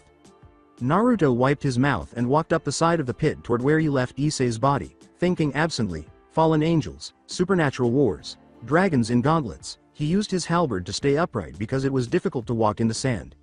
Naruto started, taking a moment to consider his words. Just what kind of messed up world have I entered into? The dragon snorted, almost amused, and he could hear it. The dragon said with ease, in the world of the supernatural we call this Tuesday. You know that everything is fine in the supernatural world if you see the potential wars, the covert plans of higher powers, and the dickish behavior of members of the Christian faction. When Naruto finally reached the place where he had placed his fallen friend, he scowled and absorbed everything. Naruto simply grunted while picking up Issei and placing him back on his back. He moved slowly north, a path he knew would empty out into the city streets, saying, if this is what is in store, then I need to think of something to keep this situation under control. If it's okay with you, I have a suggestion. Provided useful information. And we're just dying to hear it, the cruel voice inside his head remarked. When he noticed the dim street lights in the distance, the blonde simply grunted, lost in thought. He had nearly reached the street. He had to decide what to do with Issei's body once he arrived. He couldn't simply leave it at the police station and inform them that he had been murdered. Additionally, he couldn't bear to leave his friend's body lying in the street. However, he reached a good compromise. What he needed to do was clear to him. Stated plainly, we need to sit down and talk. We should all take a seat and have a conversation. Included is Naruto. And then what? Naruto said quietly, fearing what he knew he was going to do. His conscience would likely be burdened for the rest of his life. We practice and get ready for the future. And believe me when I say that the future will not be pleasant. So that's it for today. I hope you guys enjoyed it. Don't forget to like, share and subscribe to the channel for more awesome stories like this. Thank you. See you all in my next video.